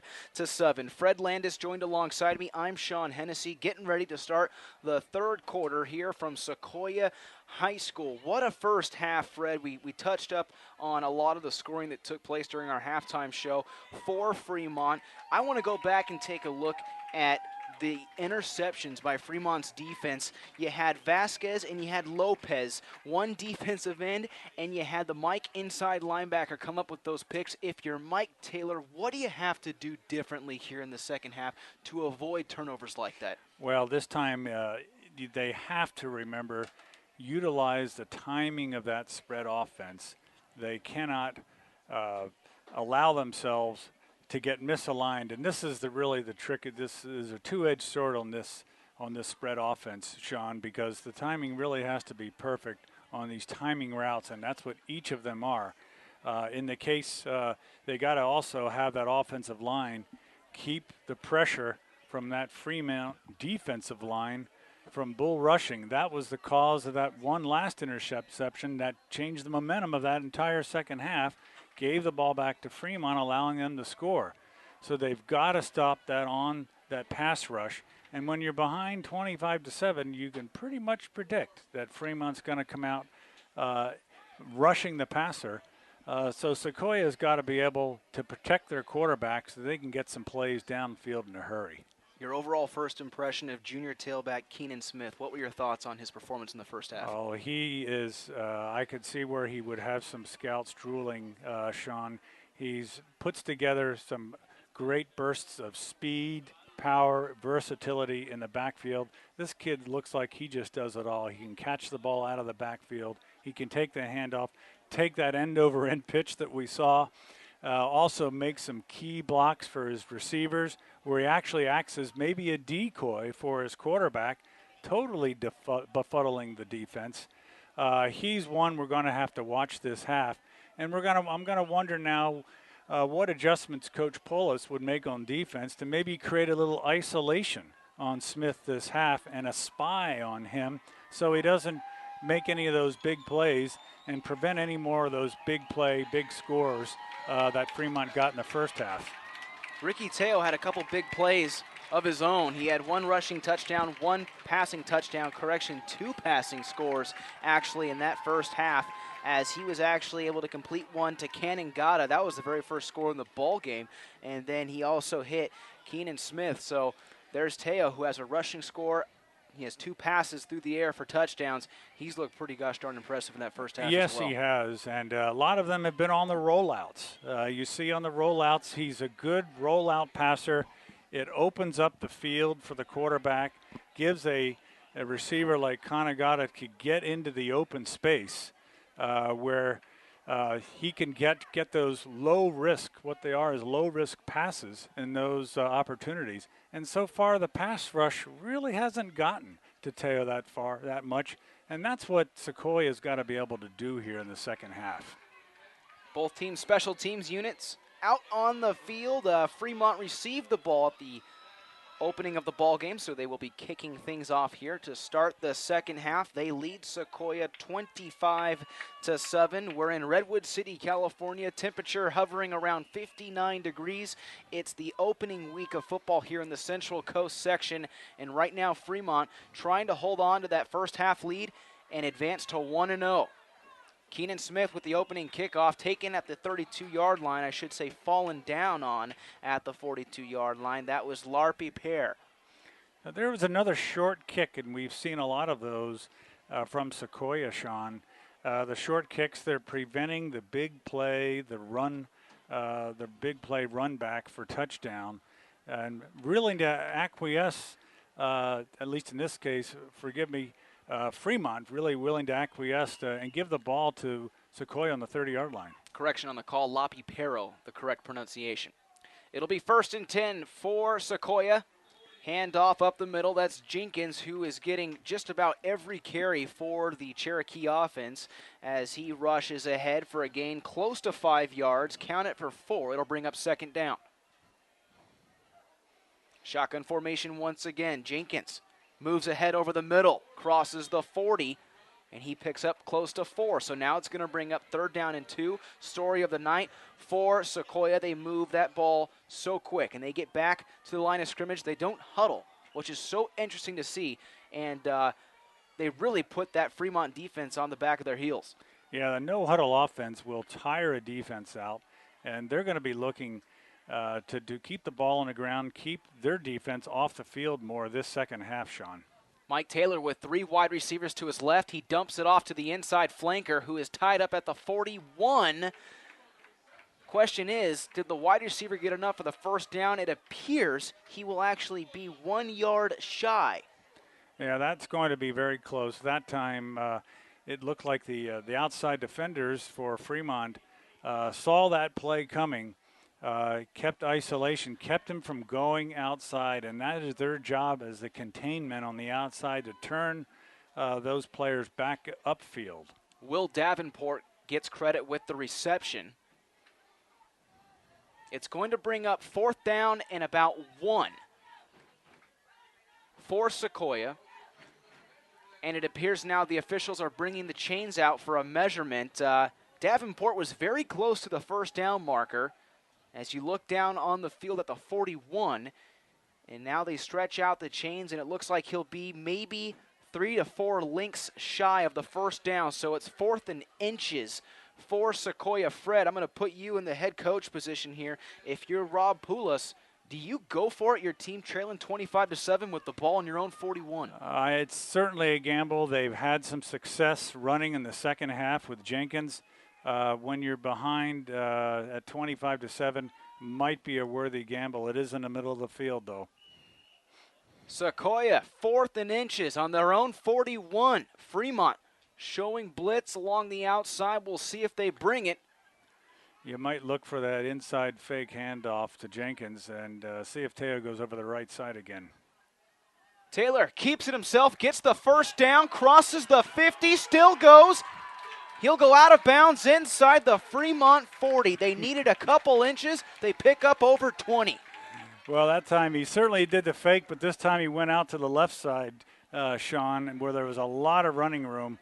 And clearly he is going to be key to their offense on the ground here this second half. So Mike Taylor, options to keep it himself, picks up the first down, does it again, goes same side, and he is smacked just shy of the 30.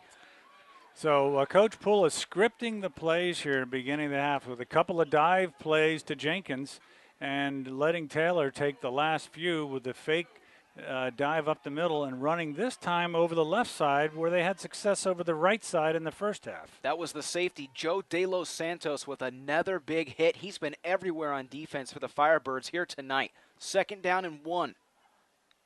Jenkins ahead, middle, still on his feet, touchdown, flag thrown back at the 10, but Jenkins scores. So there you saw the power of Jenkins just running over tacklers. Anyone that got in his way, you see Coach Poulos go right back to him. It looks like he's content to kind of keep the ball on the ground here for the scores. We'll see what the penalty is. It'll go against Sequoia. It would have been a 29-yard scamper for Jenkins, but instead they will get the penalty. The score will not count.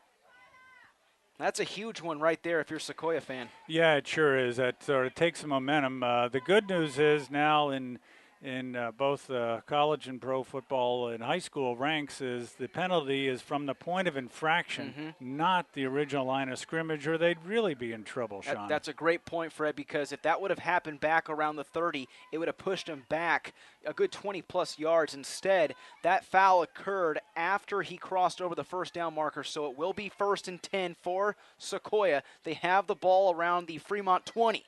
This is Jenkins going left side.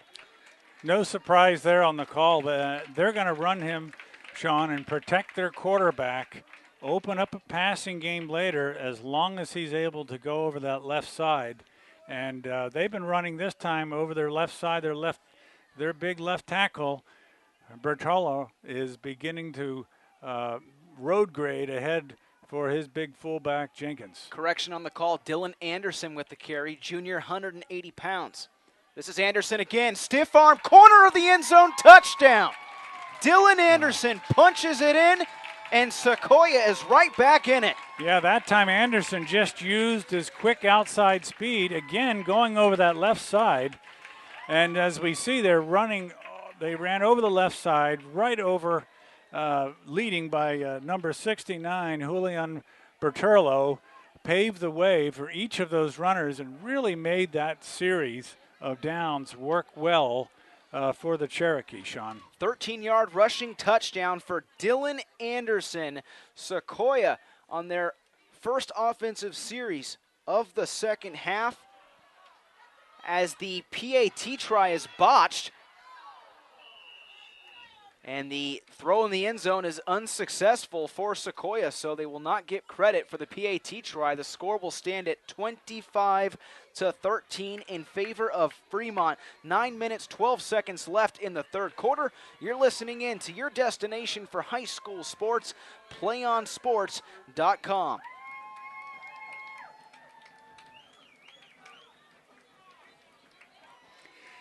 Do you want to watch more of your school's great matchups like the game you're enjoying here tonight? Well, tell your school to sign up for the PlayOn Sports School Broadcast Program. The program allows schools to broadcast all their games and other activities on the web. For more information, go to playonsports.com/SBP. Fred Landis alongside me. Sean Hennessy here. 25-13 is our score. I asked you the question earlier on in that last offensive series. If you were Coach Rob Poulos, would you go for it on that 4th down? And guess what? They go 7 plays, and they go over 60 yards down the field, and they make this, potentially a 2-score plus a 2-point successful try ball game with the score at 25-13. Well, with the success they were having on the ground, it was no surprise that they converted on the 4th down, running over the left side. Now it's the pressure's on Fremont to be able to stop that ground game. Unfortunately for Sequoia, that ball is kicked out of bounds, and that will bring on an automatic flag. That was Ben Sale, the kicker, who just booted that one too much towards the right sideline, and that's a penalty. So Fremont will get excellent field position now, as that ball will be brought up close to the 30-yard line, actually a bit closer. We'll wait to see where the official spot is. So they were trying to prevent the return by someone. They've got De Los Santos back, and they're trying to prevent the return by doing a little pooch up front kick, but that time it burned them, went out of bounds. Now they're being forced to kick it over from the 35, and well, you never want to give the Fremont Firebirds good field position with the success they've had on offense. We'll see what this kick looks like to try to prevent that, Sean. So Sale will line up to try it again. How about Dylan Anderson, number 10, getting the call for Sequoia right there? Had a real nice stiff arm in that far corner of the end zone to strike 6 points up on the board. Yeah, he sure did. He ran over that left side, Bertolo paving the way, and he looked just like Jenkins taking that ball. Here's an onside try that Fremont sniffs out. So Sequoia with a little bit of trickery following their touchdown. Yeah, here again, trying to get the ball to an up man who might fumble that, but looking like those upmen here for Fremont here tonight are like the good hands people, Sean. They haven't really fumbled one once, and they seem to be ready for these onside kicks that Sequoia's been doing. The Firebirds will bring their offense out onto the field. Their first offensive series here in the second half, 9 minutes and 6 seconds remaining in the third quarter. So it'll be interesting to see now how Fremont responds to the score on the first possession by Sequoia in the beginning of this half. Left tackle Rangel talking to his quarterback Ricky Teo for a moment. And now one of the officials signaling over towards the Fremont sideline to, it appears, substitute one of the footballs. Fremont provides their own ball. Sequoia has their own.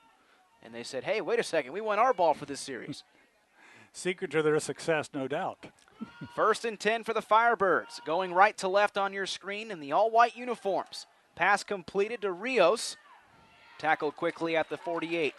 Yeah, that play worked there, Sean. It was just a nice, soft little bubble screen to Rios. They lined up their backfield looking like a pitch right with a lead runner for Smith. And you can see now how Keenan Smith, they use him as a decoy. And obviously Fremont, or Sequoia rather, has to respect his running capability with the kind of night he's had so far. 2nd down and 5. Frazier with the tackle right there, but the Fremont Firebirds now cross over into Sequoia territory. The ball is marked down on the 46-yard line. 8 minutes and 23 seconds ticking away here as Fremont takes their time in the huddle. 2 very different offenses on display here tonight. Fremont using every second of that play clock, whereas Sequoia no huddles and goes right to the ball. 2nd down and 5.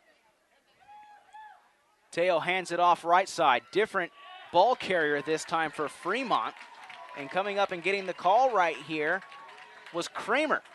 Yeah, that time they had Smith out of the ball game, maybe giving him a rest, trying some of his other backs, maybe some fresher backs with some fresh legs here, knowing that Fremont defense, or that Sequoia defense was on the field a long time in that first half, getting some fresh legs to perhaps wear them down, Sean, as they try to establish a ground game here in this second half, which both teams appear to be doing.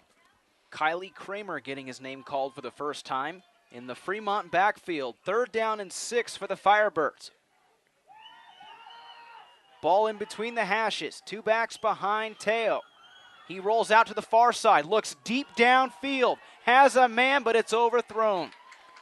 Yeah, that time he rolled out. He was looking for his wide receiver that time the whole way, Mike Casada, looking to get, as they established, a little bit of ground game, trying to got him in man-to-man isolation coverage. Casada couldn't quite outrun the defender. The defender playing back very nicely. Credit him on preventing the big play.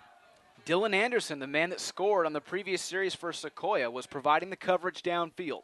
It's going to bring up 4th down and 6 for Fremont. Punt team on the field. Back deep to return the ball is Dylan Anderson for Sequoia. He stands at his own 15. That call did surprise me a bit, Sean. It was a surprise call, of course, but not to Sequoia. The ground game, and they've been able to move the ball up the field so well. Would it really be necessary to throw a long one when you're doing so well on the ground? Yeah. But that time he could have caught Sequoia napping, but they were right on it. Didn't call Keenan Smith's name a whole lot right there in that last series. And no, Smith does not appear to be in the game. We're not really sure why.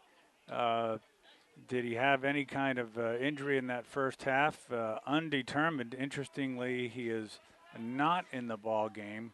And that creates an entirely different defensive approach here by Sequoia. That's why I referenced Kramer's name early on, because Smith is not in the ball game. Play continues as that punt takes a Sequoia bounce. It bounced around the 15 and went all the way in the back of the end zone for an automatic touchback. So Sequoia, who struck gold on their first offensive series of the second half, will head back out onto the field trailing 25-13. So, yeah, they stopped Fremont after just a couple of conversions on the long pass that Fremont tried. Now they've got the ball back, enabling themselves to establish a little bit more momentum in this second half. They've gotten themselves back in the ball game nicely, Sean, with those runs over left tackle. We'll see now what adjustments is Fremont going to make to stop that hurry-up offense and disrupt the play of the quarterback to get a couple of more interceptions or even perhaps some turnovers, which is common to these spread offense teams because they rely so much on timing. 1st and 10 for Sequoia. This will be a rushing play up the middle for Jenkins, who just gets slapped. And surprise, surprise, Joe De Los Santos. This kid is marked down as a safety, and he plays way back there in the defensive secondary, but he comes up like a linebacker and delivers. Yeah, De Los Santos is not a big guy, but very short tackler. And how about this defensive penetration? Coming in and getting credit for the sack is Sam Caningata. Yeah, that time you see Fremont now has made some adjustments. They did not bite on the fake as the quarterback kept the ball, and Caningata got to him. 6 minutes and 17 seconds remaining in the third quarter. 3rd down and close to 11 here for Sequoia. Jenkins gets the call and once again just gets drilled right to the ground. Yeah, that time looks like a big number 66 there made the play. It's a fired up Fremont defense here. They went back to their bread and butter to Jenkins, but that time there was just nowhere to go. That was the other Caningata, Sion Caningata. It's the Caningata show as Sam and Sion are putting on a tackling display. Got to be making their folks proud tonight here, Sean. Sale lines up to punt. It's 4th down and 8. De Los Santos back deep to return at his own 45. We might get a false start or a delay of game penalty. Yeah, it looked like maybe the left tackle. Nope, it was the right end who's kind of hitting himself there in the helmet. Number 26. How about that? 28 rather, with the false start. Either offsides in the defense or lined up in the neutral zone right there on a punt. It makes it 4th down and 4. And Sale just gets it off. Nice high punt, end over end. Bounces at the 45. And De Los Santos picks it up at the last second and goes out of bounds close to the 50. And if you're Joe De Los Santos right there, I'm thinking to myself, well, heck, he might let it roll out of bounds at the 40, but Fred, he picks it up and is somehow able to get close to 7 yards on the return. Yeah, well, leave it to a player like De Los Santos with his athleticism to do that. I'm not sure his coach is advising him to do that again, as with this type of lead, there's no reason to risk a turnover and give the ball back to Sequoia, but he certainly made good and had a little bit of running room as he timed that end-over-end punt just right. Fremont will have the ball now going right to left. 4 minutes and 54 seconds left in the third quarter. They have a 25-13 lead over Sequoia. Ricky Teo lines his offense up at his own 48. 2 backs behind him. Pass play. Teo fires on the quick slant, and that one goes off a defender. That was Jenkins who stepped up and knocks it away. Yeah, that time they almost had the pick, Sean, as Jenkins did a nice job of disrupting that quick in pattern by the receiver, that if you catch it, you really have got some momentum, and it can really beat the defense. So it was good that they collapsed on the ball and preventing the completion. Second down upcoming here for Fremont. Interesting to see now, will Fremont try to re-exercise their running game without Allen in the game? It was very successful in the first half, but without him, are they trying a few different things since they don't have his ability in? Teo under center, play action. Throws deep. And that one's well overthrown. Rios, number 10, the intended target. 3rd down and 10. Yeah, that play developed very nicely out of the backfield, but there was double coverage on the receiver deep. Teo did a good job of throwing it only where his receiver could have ever gotten it. And that time, there was really not a chance for anyone to catch that, even if he had laid out. Yeah, double coverage down the far sideline. 3rd down and 10 for Fremont. A much slower pace second half for the Firebirds. I think both teams' defenses really stepped it up here at halftime. Must have been some nice coaching discussions going on. Both teams' defense really came out fired up. Good second half adjustments.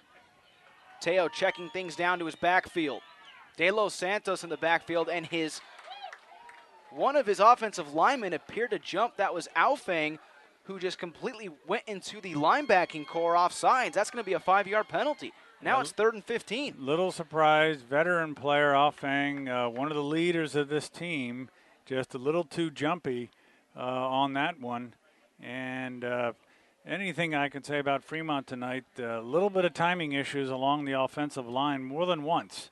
Certainly Sequoia has had them too. But this is not unexpected in the first game of the season. 4 minutes and 46 seconds left in the third quarter. 3rd and 15 following the penalty. Ricky Teo drops back, sets up for a screen, still has it, jukes everybody. He needs to get rid of it, and there's the sack. He waited too long. Yeah, that time he faked that screen, Sean, and then tried to reverse direction. But under that bull rush, there simply wasn't anywhere to go. Those linemen had already penetrated, and there wasn't really a receiver there to make the play. That's Gabriel De Los Reyes. Give him credit. Number 42 for Sequoia coming up with that sack. And if you're quarterback Ricky Teo, you had a chance to throw that one away. You were well outside the pocket at one point, so you take the 4th and 15. Instead, now it's 4th and 35.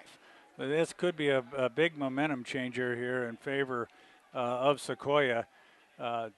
Not the type of play we've been seeing out of the Fremont quarterback here tonight, is it?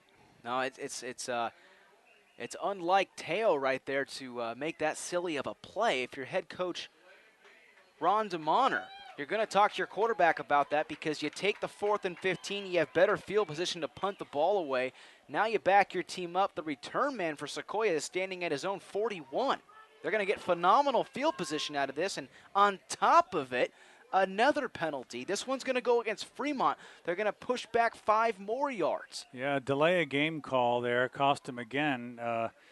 Maybe Fremont a little bit less focused here this half. As Ricky Teo punts this one straight up in the air, it bounces at his own 35 and goes out of bounds. They're going to mark it at the 40.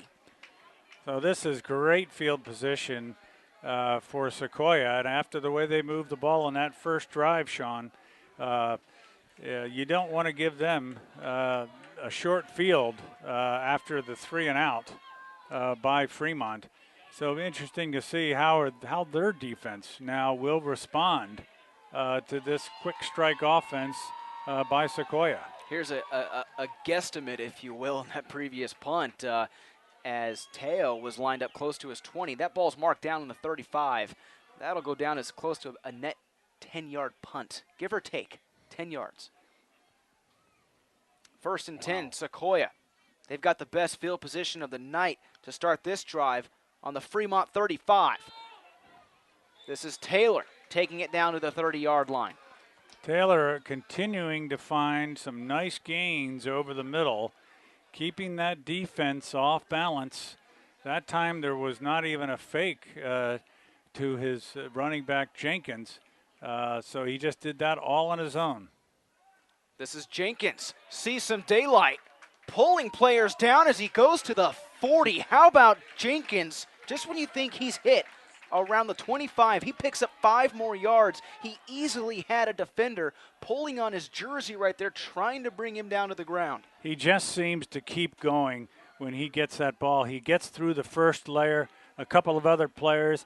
It takes more than one to tackle him, and finally they get him down. As we see the injured player there on the field.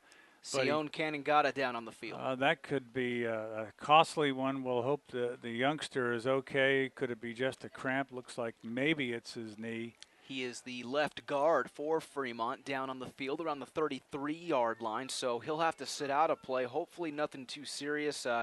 Laying down on his backside now, stretching out that left leg. Fred looking like a cramp at this point. It's a possibility. You know, it's a cool night, not typical for cramps. It just could have gotten tweaked there on the play. Now it looks like the trainer kind of straightening him out, straightening that leg out, that hamstring. So let's hope that's all it is. He's been a valuable contributor here for the Fremont Firebird tonight. 3 minutes and 9 seconds remaining in the third quarter. Fremont 25, Sequoia 13. We're broadcasting to you live from Sequoia High School here in Redwood City, California.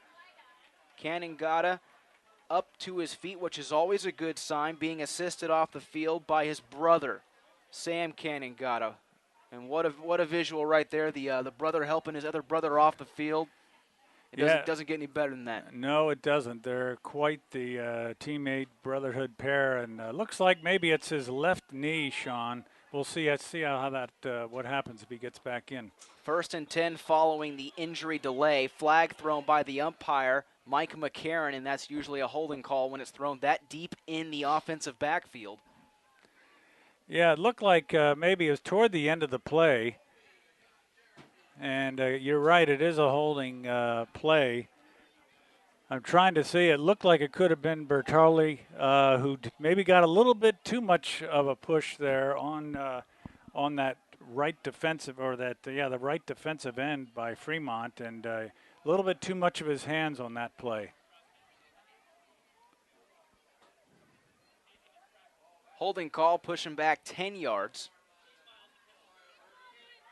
It was first down on the previous play. Due to the holding call, it'll now bring up 1st and 17. This is Taylor. Taylor tripped up. De Los Santos. I tell you what, this kid is everywhere, flying up from that defensive secondary. And right there, it was a one-on-one tackle. They preach this all the time at high school level. Get low to take on your opponent, and right there, De Los Santos won. Yes, he knows how to drive that shoulder on a lot bigger opponents than running backs, Sean. 2nd down and 14. Taylor under pressure. Here comes the screen. Dangerous pass right there as Taylor just threw that one in the middle, and a late flag comes in following the play. Incomplete pass. Sequoia setting up for the screen call. And we have an eligible man downfield. That's usually one of the offensive linemen for Sequoia that got down there too quick. Yeah, sometimes when those plays don't develop so fast, the linemen can't see what's going on, and they get down in anticipation of paving the way for the receiver. That time they were downfield a little bit too soon.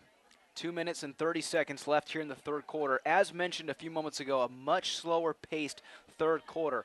It's 25-13. Sequoia with the only score here in the third quarter, and that came from Dylan Anderson, who had a 13-yard rushing touchdown for Sequoia. The score has since stayed at 25-13, and I say that because we had such a quick pace of scoring. At least it seemed like that in the first half. Yeah, the first half was rapid back and forth, and obviously some great halftime adjustments by the coaches for the defense to neutralize the big players. And without Keenan Smith on Fremont, has certainly changed the game too. 5 defensive linemen for Fremont. They blitz a backer, and Sequoia picks it up. That's going to be a passing touchdown. Mike Taylor reads it beautifully. And that was a great play by Taylor. He looked to his sideline, checked off, looked at his coaches, changed the play, and got the snap, and his wideout just went right over the middle past the defender where the safety came up. They weren't deep. No one there to get him. And that was Sale, Ben Sale, coming up with the touchdown reception for Sequoia. And now the Cherokee have a chance to really make this game interesting as Sale's PAT try is no good. It goes just right of the right upright. However, Sequoia gets 6 more points up on the board, and it's a one-score ball game as Fremont now takes a 25-19 lead. 2 minutes and 26 seconds left here in the third quarter. Don't go anywhere. You're watching PlayOnSports.com, your destination for high school sports. PlayOn Sports is on Facebook and Twitter, giving you news and information and links to great highlights. Follow us at PlayOn Sports on both Facebook and Twitter. You can also access thousands of live and on-demand games on YouTube at youtube.com/PlayOnNetwork. Keep up with all the high school action every week from your destination for high school sports. PlayOnSports.com. Fred, would you believe me if I told you that at one point in this game it was 19-0, and now the score reads 25-19. Fremont holding on by a slim margin. Where did Sequoia come from in this second half? No, I would not have believed you to answer your first question, Sean. Here's the up man. This is De Los Santos. On the following kick return, he takes it out to midfield. A beautiful kick return, close to 30 yards. So without Keenan Smith in the game, De Los Santos is picking up some, making plays, some athletic plays, took that kickoff, went around in, and really might have been able to take it all away if he had a chance to cut back upfield. Joe De Los Santos gets it out to the 45-yard line. 6-point lead for Fremont. As mentioned, they led at one point in this ball game, 19-0. They have been shut out so far in this third quarter. Sequoia has scored twice, but keep in mind, both scores in the second half, they have failed on their PAT try, so just 12 points when it should have been 14. And they can be critical down the stretch when you get a 1 or 2 point game, Sean. And the way this is going, wouldn't be surprised. Ricky Teo hands it off to his tailback. That's De Los Santos, who bowls ahead and gets out to the 50, a gain of 5 on the ground. So De Los Santos now getting the carries for the Firebird with Smith on the sideline. And he certainly does not have the explosiveness of Smith or the power, but certainly has the athleticism and every bit the hands that Smith appears to have. And it looks like he might be the horse that the coach is going to run with here in this half. We have a visual on Keenan Smith as he stands across the far sideline around the Sequoia 45-yard line. He has his helmet off, looking down at his feet, and it appears he will not be back in this ball game. That's a big blow to Fremont. Second down. Teo rolling out, fires, intercepted. Read beautifully by the linebacker, and Sequoia will have a return down to the 40. Yeah, that was an ill-advised throw. You saw Teo roll out to his right. He's been very successful on that, but he threw way down into coverage. He flew in the double coverage, threw it right to the defender. And that's exactly what the defense needed. Frazier gets credit for the interception. What a play. Not something that would have been typical here of Ricky Teo tonight.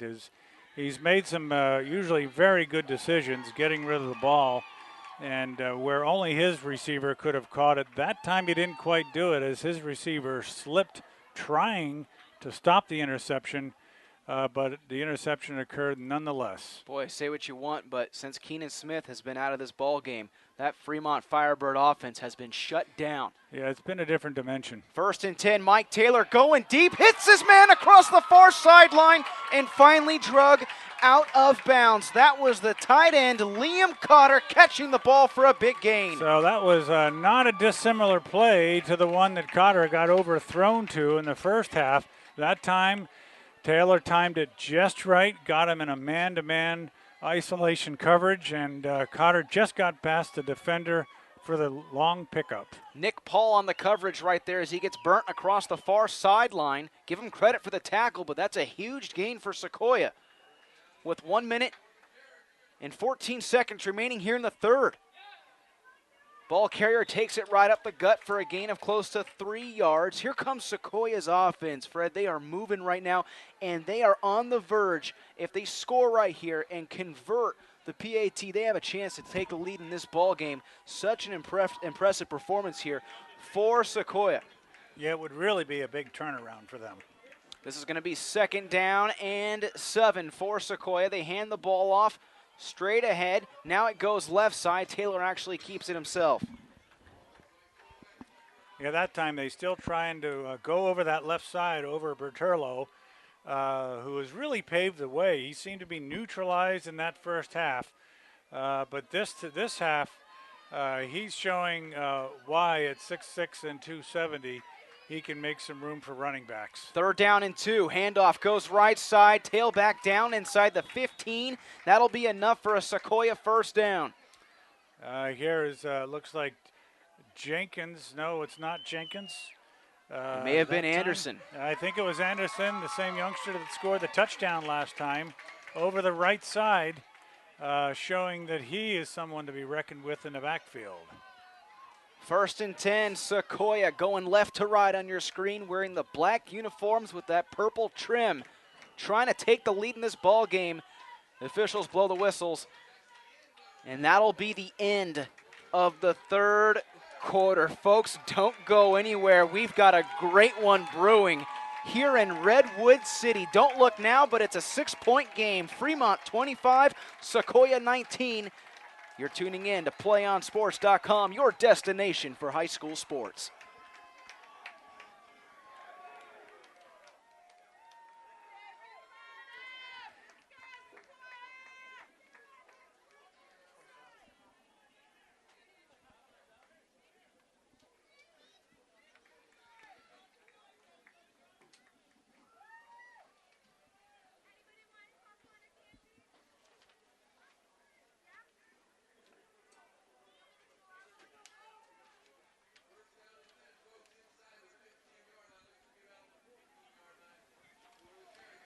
PlayOnSports.com is not only your destination for Friday night football action, but it's also the place for the most comprehensive coverage of high school, playoff, and championship events in all sports from across the country. PlayOnSports.com. High school sports lives here.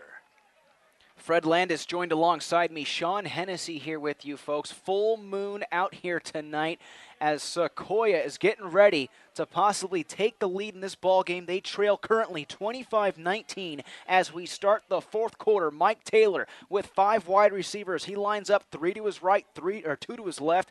They are going right to left on your screen. It's 1st and 10 for Sequoia. They have it around the Fremont 14-yard line as we switch sides. This will be a handoff to Anderson, and he's tripped up right away. Nowhere to go right there. Yeah, that time the defensive back looked like number 28 got some penetration, slowed down the play, Sean, allowed the other defenders to catch Anderson. 2nd down and 10. No gain on that previous play. As Mike Taylor lines up by himself, he throws in the middle. Nearly intercepted. Cannon Gata was the linebacker coming in right there. He nearly had his hands on it, and now he falls to the ground. He appears to be injured. He's the outside linebacker for the Firebirds. Yeah, it could have been he came down on that knee in that leg in an awkward position with his momentum carrying him forward, trying for that interception, Sean. The Fremont Firebird could ill afford another injury here tonight to anyone, much less another Cannon Gata after his brother went off the field earlier and Keenan Smith going off the field earlier. It's going to create a depth issue here for the Fremont Firebird. And Fred, you just touched on it. That has to be the story of the night, at least for the second half. Now potentially you're going to have both Cannon Gatas out of the football game, both brothers, and then Keenan Smith has not been in the ball game throughout the entire second half, and he was one of those big playmakers for Fremont. He had 2 scores, one on the ground, and he caught a receiving touchdown on that screen play for 50-plus yards. His presence has not been seen here in the second half. Yeah, they've really missed him on offense, Sean. De Los Santos has gotten in, who's an athletic player, certainly is able to make plays, but doesn't have that raw talent and the versatility that his teammate Keenan Smith has. And certainly that has neutralized the offense here. But let's credit that defense for Sequoia. They certainly made the adjustments, and they really haven't allowed much of anything to play. And given that big offensive line that Fremont has, that it would seem that many players might have success behind it. Not to be had here tonight with that Sequoia defensive line stepping up after some key adjustments at halftime. And boy, you hate to see this. If you're a Fremont fan tuning in, you see the defensive lineman carrying off Cannon Gata, that Sam Cannon Gata, number 7, being carried off the field by his teammates. He can't even stand up as he winces in pain and gets taken off across the 15-yard line on the opposite side of the field. We hope the young man's okay. Yes, we sure do. Defensive lineman will come back into the huddle. Inspirational scene right there for Fremont. Well, the coach did say he'd be rotating a lot on the line, Sean, so now he really has to rely on that depth to carry him for the rest of the night. Dylan Anderson on the right side of Mike Taylor's hip pocket. Now he'll move over towards the left. 3 wide receiver to Taylor's right side. 3rd down. Under pressure, Taylor eludes one defender, finally throws it, and it's batted down. Absolutely nowhere to go as Curtis Johnson, the outside backer, swats it away. It'll bring up 4th down. And that was a great defensive play by Johnson. Could have been an opportunity there for Sequoia, but he stepped up, got into his face, and prevented the completion. It'll be a 32-yard field goal try from this range, but Sequoia's offense remains on the field. They have the ball in their left hash mark. It's 4th and 10. 1st down marker at the 5. Taylor fires. Incomplete. He had a man open in the end zone, overshoots his target, and it'll be a turnover on downs. Taylor just overthrew his receiver. He was open, a very quick timing pattern, but he had a little too much air under the ball, preventing the score here. And I would say at this point, with Sequoia dodging a few bullets in the first half, I think Fremont dodged one there, Sean. Andres Ortiz was the intended receiver on the play. He managed to beat his man, but that ball was slightly overthrown. Now with 11 minutes and 21 seconds remaining here in the fourth quarter, Fremont will have the ball. So what do you do as Fremont to establish some ground game, take some time off the clock, slow this momentum that just clearly come back into Sequoia's favor this half. This time he's lining back with a back in a slot. Ricky Teo hands it off up the gut. Appears to be De Los Santos, number 5, who gets the call. He'll be the workhorse here in the second half for Fremont. And De Los Santos with a nice gain. The up back, the fullback, made a nice play. Nice block on the penetrating lineman to free De Los Santos to turn a little upfield and get 7 yards on that play. Sion Caningata was the first of the Caningatas to go down. He plays left guard for Fremont. And it appears that he remains out of the ball game. In his place is Adam Cachero. 2nd down and 4, flags thrown. Yeah, that time looked like the halfback moved a little soon, if not a lineman or perhaps both. So these are some backup players in that backfield with Keenan Smith leaving the game, Sean. Now the backups have to step up, and they maybe aren't used to the reps. And it's certainly testing them right here. Fremont shut out so far in this second half. They hold on to a slim 6-point lead here in the fourth quarter with 10 minutes and 18 seconds marching away now in the fourth quarter.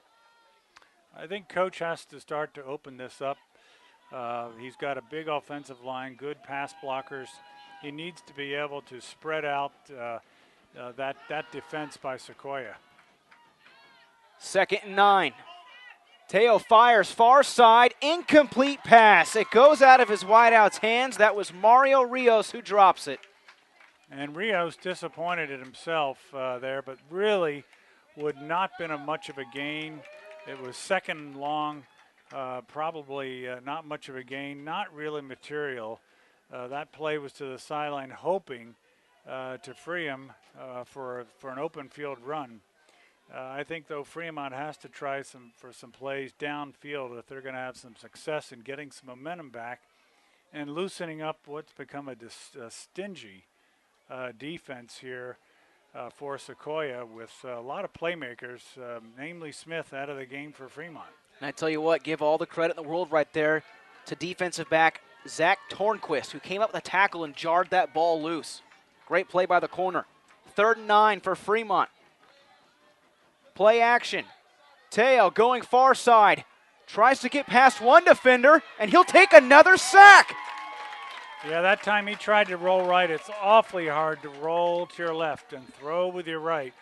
And there simply was no one down there. The coverage was good by Sequoia. He had to take the sack for risking any type of a turnover, and that's going to bring up 4th and long, Sean, and not a situation that Fremont seems to have seen very much tonight, but they sure are seeing it in the second half. Gabriel De Los Reyes adds another sack to his statistics here tonight. Brings up 4th and long for Fremont. They're lining up to punt this one away. Return man back at his own 42. End over end punt. Taken at the 43. Past the 40. Huge block. Past the 30. Past the 20. Inside around the 10. Down at the 10. The great return. That time 99 laid the wood on the Fremont defender. Liam Carter. And Carter, who missed a pass of his outstretched hands earlier in the game, caught one a little bit later, shows that he can lay the wood on some people, and that really made the play for the running back, the punt returner, to get all the way back downfield. And looks like deja vu, Sean.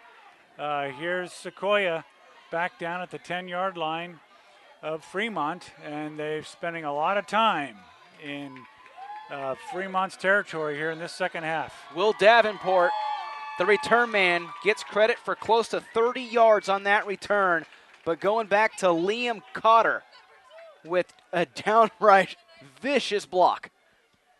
Sequoia. This is Taylor. Nothing but daylight. Touchdown, near corner. That's the quarterback, Mike Taylor, punches it in for 6, and we are tied. That time he just ran over his left side where Berturlo has been in this half, and he's really paving the way here for his players. And really give credit to all those linemen opening holes on that left side here. And after the first half, not getting a lot of momentum on the running game, they sure have it in this half, and they've tied the ball game up here with just 8 minutes left, 8 minutes plus left in the ball game. And now a very crucial PAT try for Sequoia. It's up and away, and it's good. How about that? Ben sailed. Talk about no pressure. But surprise, surprise, folks. Sequoia now leads 26-25. Wow. And we were talking about what adjustments Sequoia'd have to make in this half, slowing down that Fremont offense. Who'd have thought they'd have been without Smith and both Kanadaga brothers on the field, but give them credit for their heart and responding to adversity, being down at half, and just bringing it on here, Sean, in the second half with that running game. One play for Sequoia goes 15 yards. Quarterback Mike Taylor takes it into the near corner of the end zone, gives Sequoia 6 points, and Sale punches the PAT through the uprights. They now have a 1-point lead over Fremont, 26-25, 8 minutes and 48 seconds left on the clock here at Sequoia High School. The fans on the Sequoia side going absolutely crazy, watching their team come back at one point in this ball game trailing 19-0. They now lead by 1. And now it'll be interesting to see what can Fremont do to make plays on offense. They got to get the ball, Sean, to De Los Santos in his hands one way or the other. It'll be interesting to see how they line him up to get him some play in open space. De Los Santos from his own 15 goes far side, looking for some blockers, crosses the 30, down around the 33. The Fremont sideline absolutely dead quiet. Can't say the same for Sequoia. You can probably hear the stomping of the feet along this sideline. The broadcast booth obviously located on the Sequoia side, but the fans are in it here in the fourth quarter. And it'll be this time, but it'll be interesting to see how will Coach use his line. He's got to exhort that offensive line, Sean, to take control of this game once again. Hasn't been able to do that with some of the backs that he's had in. Other than De Los Santos, now has to be the go-to guy as they line up in that twin back formation. Handoff right side. Absolutely nothing. And there was nothing there on the right side. Getting total penetration was the defensive line so the backs could make the play. Aaron Burns coming up with the tackle right there for Sequoia. No gain on the play. No, this has been a tale of two halves, Sean. And who would have thought that momentum could change, and the difference of a couple of players nonetheless changing the complexion and needing to change the strategy that Fremont has to come in this second half. That's a great point, Fred, because they're missing some key players, and now it really forces your offense to change things up.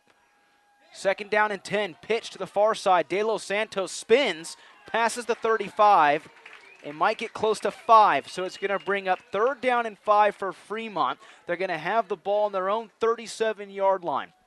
The ball will be placed on the left hash mark, and this is by far the most important offensive series, the most important play upcoming here for Fremont. The last thing you want to do is turn this ball over or fail to get the 1st down, because at this point Sequoia has all the momentum in this ball game. Yeah, with 3rd and 5 at this point in the game where you've been slowed the second half, your key players are out. Coach has to pull something out of his sleeve here and make sure they don't turn the ball over again deep in Sequoia territory. 3rd and 5. And that one goes for a 1st down. They needed 5, and Fremont picks up close to 7. That was a nice dive pattern by Johnny Armstrong, the fullback, as no doubt Sequoia was focused on De Los Santos. Perhaps they were showing pitch right. Dive play to Johnson instead, or Armstrong instead, gone for the first down. Referees blow their whistles, and we'll wait to see what the call is. And it looks like we may have an adjustment in the clock on the scoreboard as the officials signal towards the broadcast booth. They say 6:55, please. The clock should be reset to 6:55, and it is. 6 minutes, 55 seconds left here in the fourth. 1st and 10 for Fremont. Ball in between the hashes. Firebirds going left to right. Handoff. Cotter initially hit the ball carrier, and the remaining Sequoia defense takes him down for a loss. Yeah, that time he slowed the momentum, and De Los Santos had really nowhere to go that time. He gave Armstrong the carry the time before, maybe giving De Los Santos a little rest. Coach really has to go to De Los Santos as his go-to man, but he's not going to be able to have the wind to take it every play. Even though the ball doesn't get any heavier as the game goes on, a lot of reps can get to a youngster. And in this crucial ball game, he's got to have a couple of options on offense. Liam Cotter had the previous hit, started that play. He's lined up as the left outside backer. Ball carrier still alive down towards midfield across the far side. It looked like that was going to go down for a loss, but somehow De Los Santos finds some daylight and is able to make a positive out of nothing. Yeah, De Los Santos was looking like his teammate Keenan Smith. Maybe Keenan gave him a little advice on the sideline. This is how you spin out, and he certainly did there. Looked like it could have been a tackle for a loss, but that was all De Los Santos there to make it a second down in here and about 6 yards to go, keeping Fremont offense on this field. Sequoia burns their first timeout of the second half. They have 2 remaining. Fremont on the flip side with all 3 timeouts. We'll stay live with you here at Sequoia High School in Redwood City, California. I'm Sean Hennessy. Fred Landis joined alongside me. 5 minutes, 25 seconds left in the fourth quarter. Sequoia with a 1-point lead, 26-25. What a ball game. What a finish we have coming here for you folks on PlayOnSports.com. You know, Fred, when we were down on the field before the ball game, we were just kind of joking. These teams have some guys that are, well over 2 bills, some big physical offensive linemen, defensive linemen for both teams. And we looked at each other and we said, you know what? We might be in for one heck of a ball game. We didn't think that at first when it was 19-0.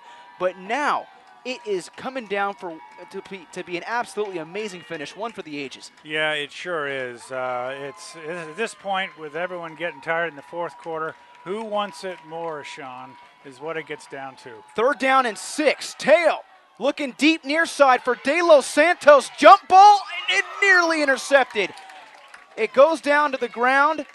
Defensive backs merge together and swat it away. It's going to bring up 4th down for Fremont. And he was very lucky there wasn't an interception there, but frankly, not a bad call on 3rd down, because if you do have to punt it on 4th, the ball's already downfield. So not a bad call. He did throw in the double coverage. And on that play, you had, there he was, Berturlo, in the backfield. Very careful not to leave his feet, but it did slow the rush of Berturlo when the quarterback, Teo, did a little hitch before he threw the ball. Loppy Piro and Dylan Anderson on the coverage right there in that previous play. 4th down for Fremont. Ball directly at midfield, in between the hashes. Crucial play. Fremont with a chance, and it's converted. De Los Santos on 4th down.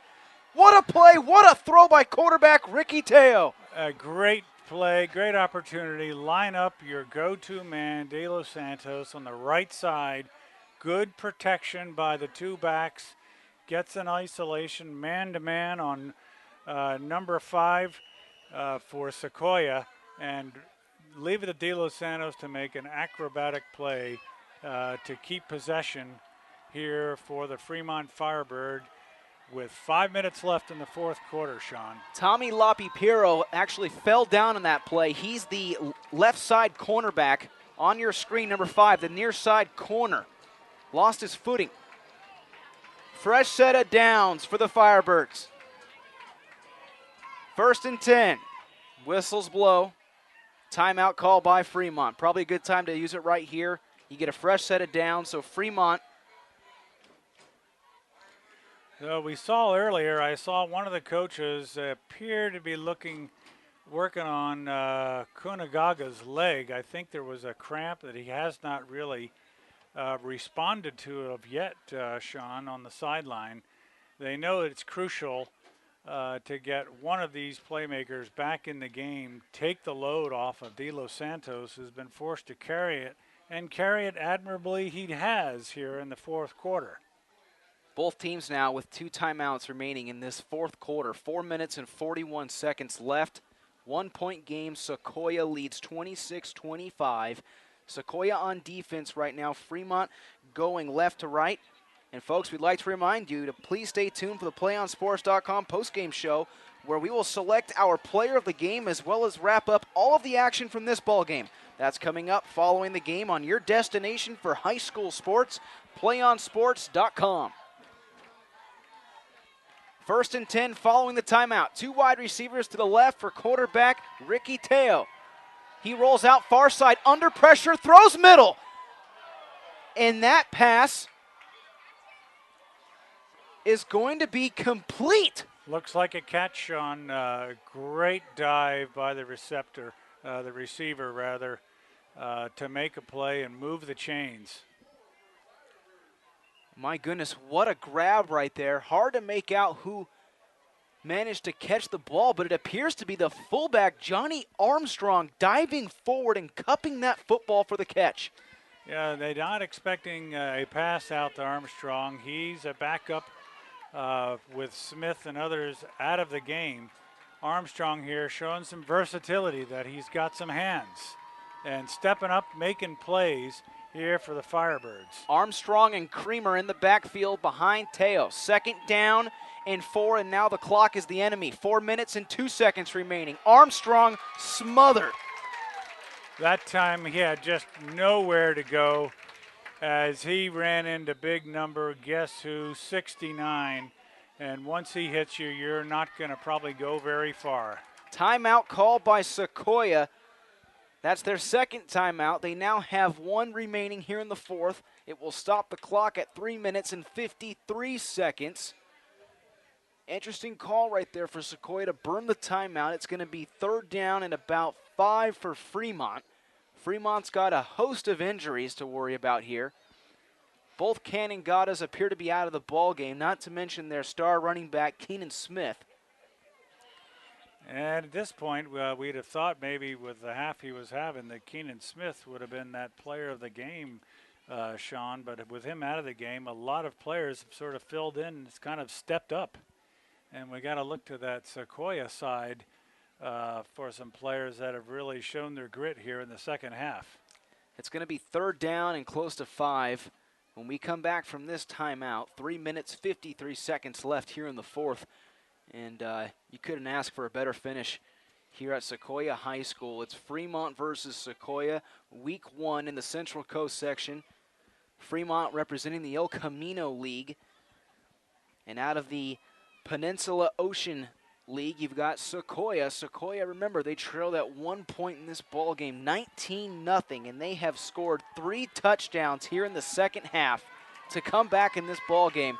They now lead 26-25. An amazing performance, an amazing comeback performance for Sequoia. Their defense has really helped make it happen, Sean, by disrupting a lot of things. Defense rushes 4. Teo has room along the near sideline, tucks it under, and is tackled just shy of the 15. Coming up and making the tackle right there was Aaron Burns. That time he's very careful to stay in bounds. Fremont choosing here to drain the clock, not to give that quick stride offense a chance should they score and have to kick it back off. Coach being very guarded, knowing the power of that offense with Sequoia. Coach Poulos a minute ago, Rob Poulos of Sequoia, I mentioned it was an interesting timeout. Now we see why, because if you're Sequoia and Fremont scores, you want to have enough time on that clock for your offense to get a chance to move downfield. You see the strategy coming into full effect. Yes, you do. 1st and 10 following the near side rush. Quarterback Ricky Teo directly under center. Single coverage on De Los Santos. Tight end towards the right side. This will be a handoff that goes towards the right side of that offensive line. So they ran away from Bertolo. And surprise, surprise, look who makes a presence back into the ball games, Keenan Smith. So Keenan Smith, 24. That's a what a sight for sore eyes for his teammates. Boy, Sean. if you're a Fremont fan, things just got a heck of a lot better as Keenan Smith, who has 2 touchdowns in this ball game, 1 through the air and 1 on the ground, is now back in the ball game. We haven't seen him since the end of the first half. And that's, I guess, when they were working on his leg, Sean, that must have been him they were working on to give him another chance here to make a play late in the game. Passing play. De Los Santos, jump ball, corner of the end zone, and that one is nearly intercepted. It goes off the defender and hits the ground. Incomplete pass. Yeah, that time that throw was more of a dying quail, Sean, as Ricky really didn't have his hands on that and risked that interception on that jump ball pass. He could have led his receiver on a sort of a post pattern, could have been a score. And there's a flag on the play. That was Zach Tornquist, I beg your pardon, who was providing the coverage across the far side of the end zone right there. And he's probably kicking himself. He knew he could have had it. The penalty will go against Fremont, and Sequoia will decline the penalty. And it just kind of, I want to put a little more emphasis on that missed interception opportunity because Sequoia declined that penalty. It went against Fremont, so now it's 4th down. If you're the defensive back, Zach Tornquist, and you come up with that pick in the end zone, it's Sequoia's ball in the 20. It's a touchback. Yes, it is. How one play can change a game. And now Fremont will call a timeout. It's 4th down and 9. They now have 1 timeout left. Both teams with just 1 timeout remaining. 2 minutes, 13 seconds left in the 4th quarter. So I have to wonder, looking at that last play, Sean, with Keenan Smith lined up in the backfield, making a showing here suddenly late in the game. Was he in, coach just put him in maybe as a decoy to make sure they only had man-to-man coverage out in that end zone. So there would be an opportunity for that completion. And I'm not sure what his physical condition is in, but could he just be a decoy here on the field? And perhaps would be, you would wonder, why would you not use someone of Keenan Smith's ability? But if he's hurt, he obviously wouldn't be as effective, but as a decoy, very much so. Well, he's back in the ball game. Keenan Smith, split back formation for Fremont. The fullback, Johnny Armstrong, towards the right side. 2 wide receivers towards the left. New quarterback under center for Fremont. It's chucked up and intercepted. We saw the backup quarterback come in for Fremont. Ricky Teo did not make that throw, and that's going to be a turnover. And we really don't know what happened there, why Teo was out of the game. Had he gotten shaken up on the last play is really anybody's guess. A lot of pressure to put on a quarterback coming in the game, and when you're asking him to win the game for you. Oh, I'm so curious to see what happened. The player's name, this unidentified player, number 39, is not mentioned on the roster sheet that we have here. You've got to wonder what happened to Ricky Teo on that play, because an alternate came in and just threw an interception. But I guess if it's good for any way to look at it, it was not picked off in the end zone. It was picked off inside the 5. So Fremont's defense, don't fall asleep if you're Fremont. You got a shot here to possibly make something big happen on defense. But there's a 5-yard rush that goes up the middle for Sequoia. 1 minute, 47 seconds left here. Yeah, at this point, all the Cherokee have to do is milk the clock. They could send this one, send it to a little victory for themselves. Fremont with only one timeout. As the ball carrier takes it Fumble. out close to the 20. Loose ball. Officials rule the ball carrier was down before that ball popped loose. Ooh. And that's certainly a questionable one. That was a fine strip by the defender to go for the ball this deep in play. It looks like Sequoia keeps the ball, Sean, but a very dangerous call that really could have gone either way. Injured player down across the far side of the field is now taken over towards the Fremont side. It is a Firebird who is carried off to the far side of the field. And I say ooh because we do have some computer monitors in this press box, and I happened to glance down on the delay there, and it appeared that that ball, just from what we saw originally, it appeared for a moment, Fred, that ball popped out. But at the high school level, no instant replay, so the drive will continue. In the meantime, a high snap. Taylor will rush with it across the far side and goes down inside the 10. Oh my goodness, what just happened for Sequoia? Another dangerous play there for the Sequoia Cherokee, Sean, as the long snapper hiked it right over the quarterback's head. He ran toward the sideline. Looks as, very importantly, that he stayed in bounds to keep that clock running.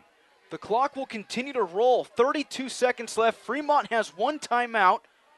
It's going to be second down and 20 for Sequoia. 22 seconds. They're letting this thing roll down, and if you're Fremont, at this point, your only chance is to get a safety or somehow get a turnover and take it into the end zone. Taylor lines up in the shotgun, hands it off towards the right side. Ball carrier goes down immediately. Timeout called by Fremont. 6 seconds, 5 seconds. And with just 5 seconds, all they have to do is avoid the fumble, the turnover, or the snap, and the quarterback, rightfully so, should just take a knee, Jenkins. This should do it. But what a bizarre ending to this ball game, Fred. Up to this point, Ricky Tail has been under center the entire time. And we have an alternate that comes into the ball game, number 39 for Fremont, and throws that ball for an interception. I mean, unbelievable. A quick turn of events here. Looked like a sure opportunity for a score. And keep in mind, folks, coming up after this, we'll have our PlayOnSports.com Player of the Game interview coming up right after this broadcast, so don't go anywhere. Fred and I will take a short break. We'll come back with our Player of the Game selection, and I will have a live interview with that player here in this press box coming up on PlayOnSports.com. Just 5 seconds left in the ball game, and now the officials are going to signal over towards the broadcast booth. They want to add some time on the clock. So currently it shows 5 seconds, and we'll wait to see what they adjust it to. They're going to put it at 8 seconds. So great job by the officials. Our referee, Mike McCarron, noticing the mistake. He asks one of his umpires to go towards the near side and tack on 3 more seconds on the clock.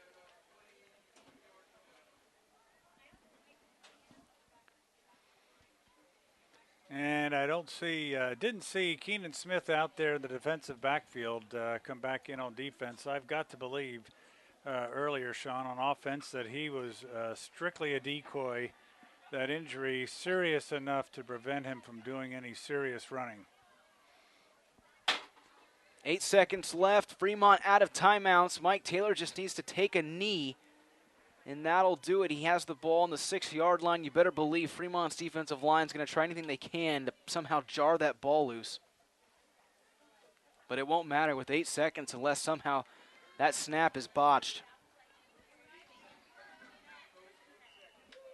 What a finish.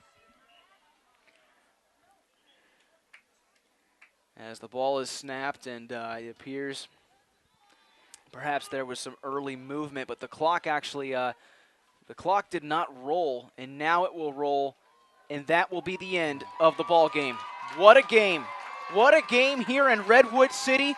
Sequoia trailed by 19. At one point, they march back and win this one on their home turf in week 1, 26-25.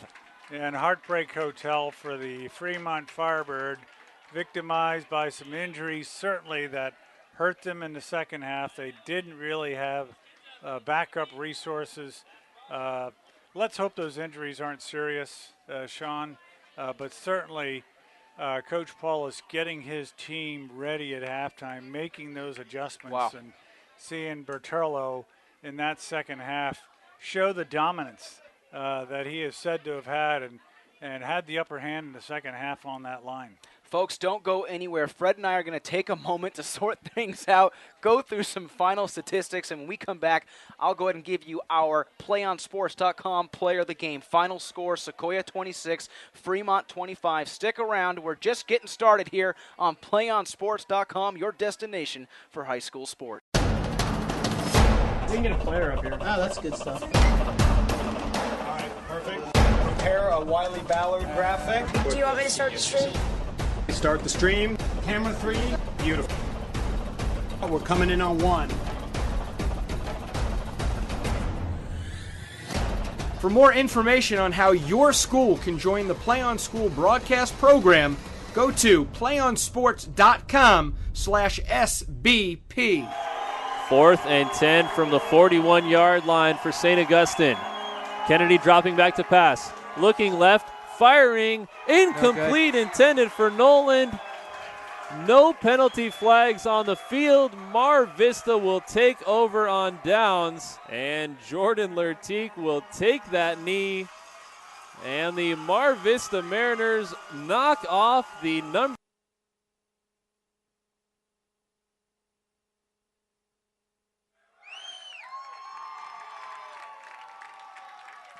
Congratulations to the Sequoia Cherokee. They knock off the Fremont Firebirds 26-25. Folks, Fred and I put some stuff together, and we decided that this second half surge, this second half victory, it all started with Dylan Anderson's 13-yard rushing score, and we have decided to pick him as our PlayOnSports.com player of the game. Fred, quickly, your thoughts on Dylan Anderson before you head down there and grab our player of the game. Well, Dylan really made a key play, leading when they're behind in that second half, coming out, he scored that touchdown that propelled them, gave them that momentum in the second half. Not someone maybe we would have thought, given the offensive firepower of Jenkins, their back, and their quarterback. Not the man you'd have thought, but shows the depth and versatility on this Sequoia team. That a guy like Dylan Anderson, who certainly Fremont was not anticipating being the go-to guy, but he stepped up, made the play, propelled them to that comeback, Sean. He also plays at secondary. Congratulations to Dylan Anderson. Fred, you're going to get busy and head on down there. I sure am. am. The meantime, we'll be right back. When we come back, we'll have a live player of the game interview coming up with Dylan Anderson. Final score, Sequoia 26, Fremont 25. You're tuning in to your destination for high school sports, PlayOnSports.com. Don't go anywhere. We can get a player up here. Oh, that's good stuff. Perfect. Prepare a Wiley Ballard graphic. Do you want me to start the stream? Start the stream. Camera 3. Beautiful. We're coming in on 1. For more information on how your school can join the Play On School broadcast program, go to playonsports.com/SBP. 4th and 10 from the 41-yard line for St. Augustine. Kennedy dropping back to pass. Looking left, firing, incomplete, intended for Noland. No penalty flags on the field. Mar Vista will take over on downs, and Jordan Lertique will take that knee. And the Mar Vista Mariners knock off the number 2 seeded St. Augustine Saints at Mesa College in a dominating performance on both sides of the football for Mar Vista. They trailed 14-0 and came back. Again, down 2-0, facing adversity, and they've really just turned the table around since game number 3. Set an attack, great block made back inside the Maverick zone. A chance there by Bosback back inside the Maverick zone. Ball attacked there by Bosback, a second opportunity by Bosback. Lift violation call. Winner. It's over the neck call. Oh my goodness! Bosback reached over on the attack. A Maverick error. wraps up the title for the Presentation Panthers. A 15-9 victory in game number 5, and they wrap it up coming back from 2-0 down match-wise and take it 3 games to 2. 36-35 and driving, and oh, baby! Shrigley with the jam, and it was with emphasis. And it's the foul, and listen to these fans. Do you know who's standing up right behind us? Tony Bland, who is the head recruiter for San Diego State. I think he's drooling. Somebody get that man a napkin. Quick score on this drive. There goes a handoff to Zeller, trying to go straight ahead, but he is met by Wool. Now he breaks out to the outside, gets across the 30, 35, on the right, 40, midfield. He's running down the sidelines. He's going to go all the way as he's at the 10, 5, touchdown.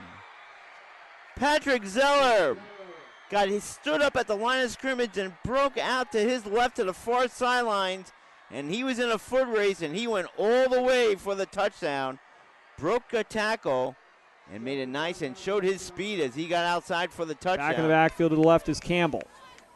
Hernandez takes the snap, play action to Campbell. Looks down the field. Now here comes the pressure. He's going to be hit. He breaks the tackle, rolls left. Now he's going to cut upfield. He's going to break another tackle, and then another tackle down the sideline. Gets a block inside the 5. What a touchdown!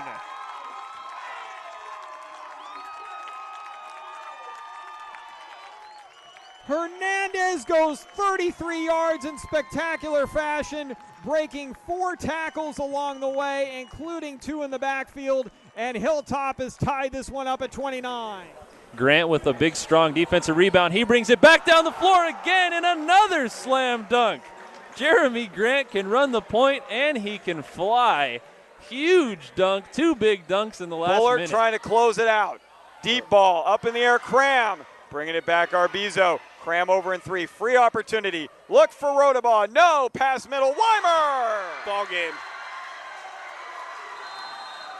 25-19, Foothill wins it 3 games to 1. Because this kid has definitely proven that he can make things happen here in this ball game. They will go with him. Bula Graft on a stretch run, just breaking tackles. The little man is in the clear to Tory territory. The 25, the 20, the 10, the 5. Touchdown Knights. What a run, the freshman, Bula Graft. Ooh, I tell you what. There were at least 3 times on that run that he should have gone down or he should have been wrapped up. Missed tackles there cost La Jolla Country Day as Bula Graft, the freshman running back for Bishops, is able to take it in. And that was a determined run there, Andy. So 1st and 10. Brandon Lewis in the shotgun. Has time to throw. And he'll fire, and he has a man diving catch. Did he hold on to it? He did. What a catch from Kendall Keys. And that may be the KBC Sports Player of the Week. What a catch he laid himself out there, and a great throw, as you said. Read it nicely, did Lewis, and really caught his receiver on the go. We can get a player up here. Oh, that's good stuff. All right, perfect. Prepare a Wiley Ballard graphic. Do you want me to start the stream? Start the stream. Camera 3. Beautiful. We're coming in on 1. For more information on how your school can join the PlayOn School broadcast program, go to playonsports.com/SBP. 4th and 10 from the 41-yard line for St. Augustine. Kennedy dropping back to pass. Looking left, firing, incomplete, intended for Noland. No penalty flags on the field. Mar Vista will take over on downs, and Jordan Lertique will take that knee. And the Mar Vista Mariners knock off the number 2 seeded St. Augustine Saints at Mesa College in a dominating performance on both sides of the football for Mar Vista. They trailed 14-0 and came back. Again, down 2-0, facing adversity, and they've really just turned the table around since game number 3. Set an attack, great block made back inside the Maverick zone. A chance there by Bosback back inside the Maverick zone. Ball attacked there by Bosback. A second opportunity by Bosback. Lift violation call. Waiter. It's an over the neck call. Oh my goodness. Bosback reached over on the attack. A Maverick error wraps up the title for the Presentation Panthers. A 15-9 victory in game number 5, and they wrap it up coming back from 2-0 down match-wise and take it 3 games to 2. 36-35 and driving, and oh, baby! Shrigley with the jam, and it was with emphasis. And it's the foul, and listen to these fans. Do you know who's standing up right behind us? Tony Bland, who is the head recruiter for San Diego State. I think he's drooling. Somebody get that man a napkin. Quick score on this drive. There goes a handoff to Zeller, trying to go straight ahead, but he is met by Wool. Now he breaks out to the outside, gets across the 30, 35, on the right, 40, midfield. He's running down the sidelines. He's going to go all the way as he's at the 10, 5, touchdown. Patrick Zeller stood up at the line of scrimmage and broke out to his left to the far sidelines, and he was in a foot race, and he went all the way for the touchdown, broke a tackle, and made it nice and showed his speed as he got outside for the touchdown. Back in the backfield to the left is Campbell. Hernandez takes the snap, play action to Campbell. Looks down the field. Now here comes the pressure. He's going to be hit. He breaks the tackle, rolls left. Now he's going to cut upfield. He's going to break another tackle, and then another tackle down the sideline. Gets a block inside the 5. What a touchdown!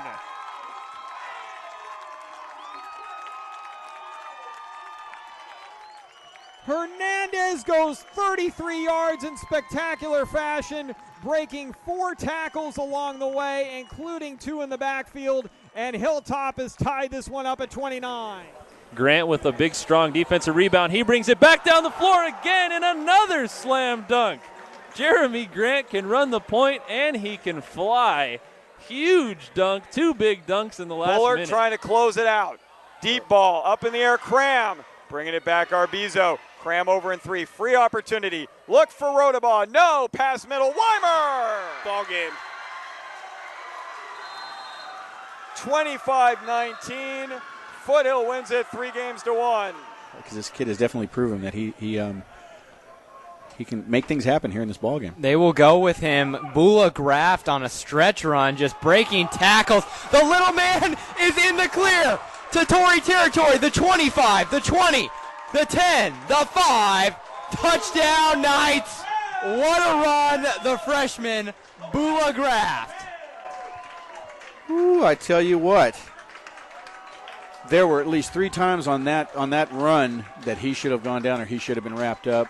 Missed tackles there cost La Jolla Country Day as Bula Graft, the freshman running back for Bishops, is able to take it in. And that was a determined run there, Andy. So 1st and 10. Brandon Lewis in the shotgun. Has time to throw. And he'll fire, and he has a man diving catch. Did he hold on to it? He did. What a catch from Kendall Keys. And that may be the KBC Sports Player of the Week. What a catch he laid himself out there, and a great throw, as you said. Read it nicely, did Lewis, and really caught his receiver on the go, and just kind of put it out there right on the outstretch of his fingertips. He laid out, and he made a catch. 1-1. You know when a pitcher is behind an account and throws his breaking ball, he's feeling it. The pitch is going to be fisted to second base on a liner, and the ball is caught by McGrew, and Valley Christian wins the game on a Cameron Stewart no-hitter.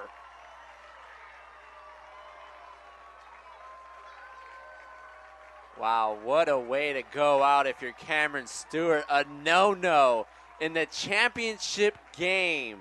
If there's scouts out there, they had to be impressed by this young kid's velocity, control, and breaking ball all worked well today. He had it going for this Valley Christian team. What a gem. He's going to give it to Tyree on an exchange against the zone, do a little three-man weave. This is Tyrell back with it. Tyrell's going to go lob back door. Tyree Robinson with a flush.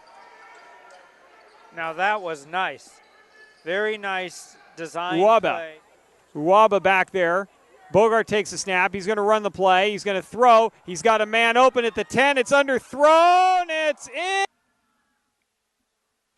Welcome back to PlayOnSports.com. I'm Sean Hennessy, standing next to our PlayOnSports.com player of the game, number 10, Dylan Anderson of Sequoia, coming out with an amazing performance here tonight, Dylan. A comeback performance for the ages, 26-25.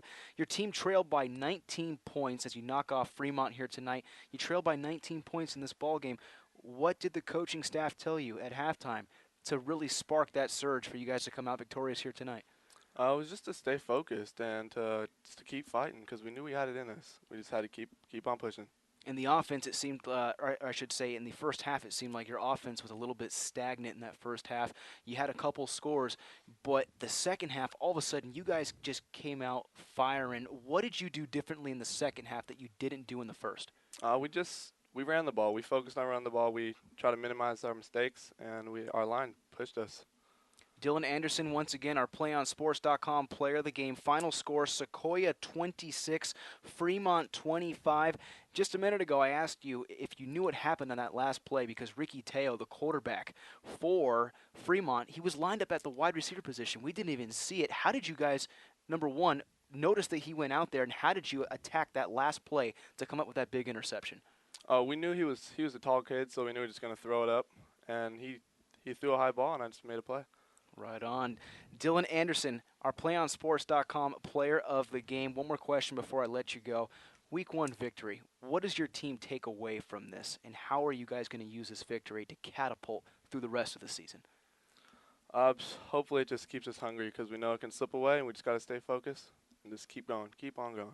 Very good. Dylan Anderson, congratulations. Our PlayOnSports.com player of the game, Sequoia 26, Fremont 25. Folks, stick around. When we come back, we'll wrap things up from Sequoia High School right here on your destination for high school sports, PlayOnSports.com. Don't go anywhere. We can get a player up here. Oh, that's good stuff. All right, perfect. Prepare a Wiley Ballard graphic. Do you want me to start the stream? Start the stream. Camera 3. Beautiful. We're coming in on 1. For more information on how your school can join the Play On School broadcast program, go to playonsports.com/SBP. 4th and 10 from the 41-yard line for St. Augustine. Kennedy dropping back to pass. Looking left, firing, incomplete, intended for Noland. No penalty flags on the field. Mar Vista will take over on downs, and Jordan Lertique will take that knee. And the Mar Vista Mariners knock off the number 2 seeded St. Augustine Saints at Mesa College in a dominating performance on both sides of the football for Mar Vista. They trailed 14-0 and came back. Again, down 2-0, facing adversity.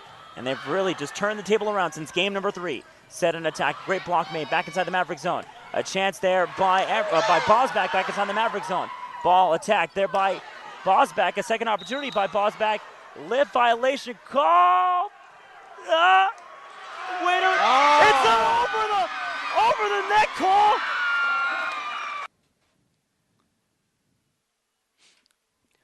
Welcome back to Sequoia High School, ladies and gentlemen. I'm Sean Hennessy. Joining me once again, my analyst Fred Landis. Final score, Sequoia 26, Fremont 25. We just finished up with our player of the game interview, number 10, Dylan Anderson. What a game, Fred. And, you know I mentioned it early on in the broadcast, and I talked about it. I had to ask him, I said, did you notice what happened with the quarterback, Ricky Teo? He wasn't in the play. And he goes, yeah, no, he was. He was lined up as the wide receiver. What do you think of that play call and that portion of the game, at that moment in the game, for Fremont to make that decision? Well, I think it just shows you how Fremont didn't feel he had a lot of playmakers. He wanted to get a good hands person to do a jump ball. As Dylan mentioned earlier, He was the tall guy. He had great hands. You do a jump ball for a touchdown. That's the right position, the right kind of person to make that play. As for a quarterback to throw it to him, that's where the pressure is on that young quarterback, I believe number 39, who did the pass. Yeah. That's the difficult part to put a lot on that kid. However, given what had happened in that ball game with the injuries to some of his key skill personnel, you can't really second guess the coach's move at that point. Both Cannon-Gattas go out in the ball game. Keenan Smith, unheard of for most of the second half. Final score once again, Sequoia 26, Fremont 25. Fred, let me ask you this. If Smith is in, if both Cannon-Gattas are in, do you see this game playing out the way it did? Well, we'll never know, but I certainly didn't see where Sequoia could have had an answer for Keenan Smith. Certainly the coach, Poulos, fired him up at halftime, kept them focused. They did get that score toward the end of the first half. They were starting to move the ball a little bit. Their rhythm was beginning to disrupt the defense for Fremont. I certainly wouldn't have seen anything this tight, and certainly you could safe statement that the Fremont Firebirds would have had more points on the board in this game if those three players had been in the second half. What a ball game. Once again, final score, Sequoia 26, Fremont 25. I'd like to thank my analyst, Fred Landis, my producer, Brad Youngquist, and my videographer, David Custon, for helping us out here in the ball game. I'm Sean Hennessy, folks. Thank you for tuning in to PlayOnSports.com, your destination for high school sports. We'll see you next week. Good night.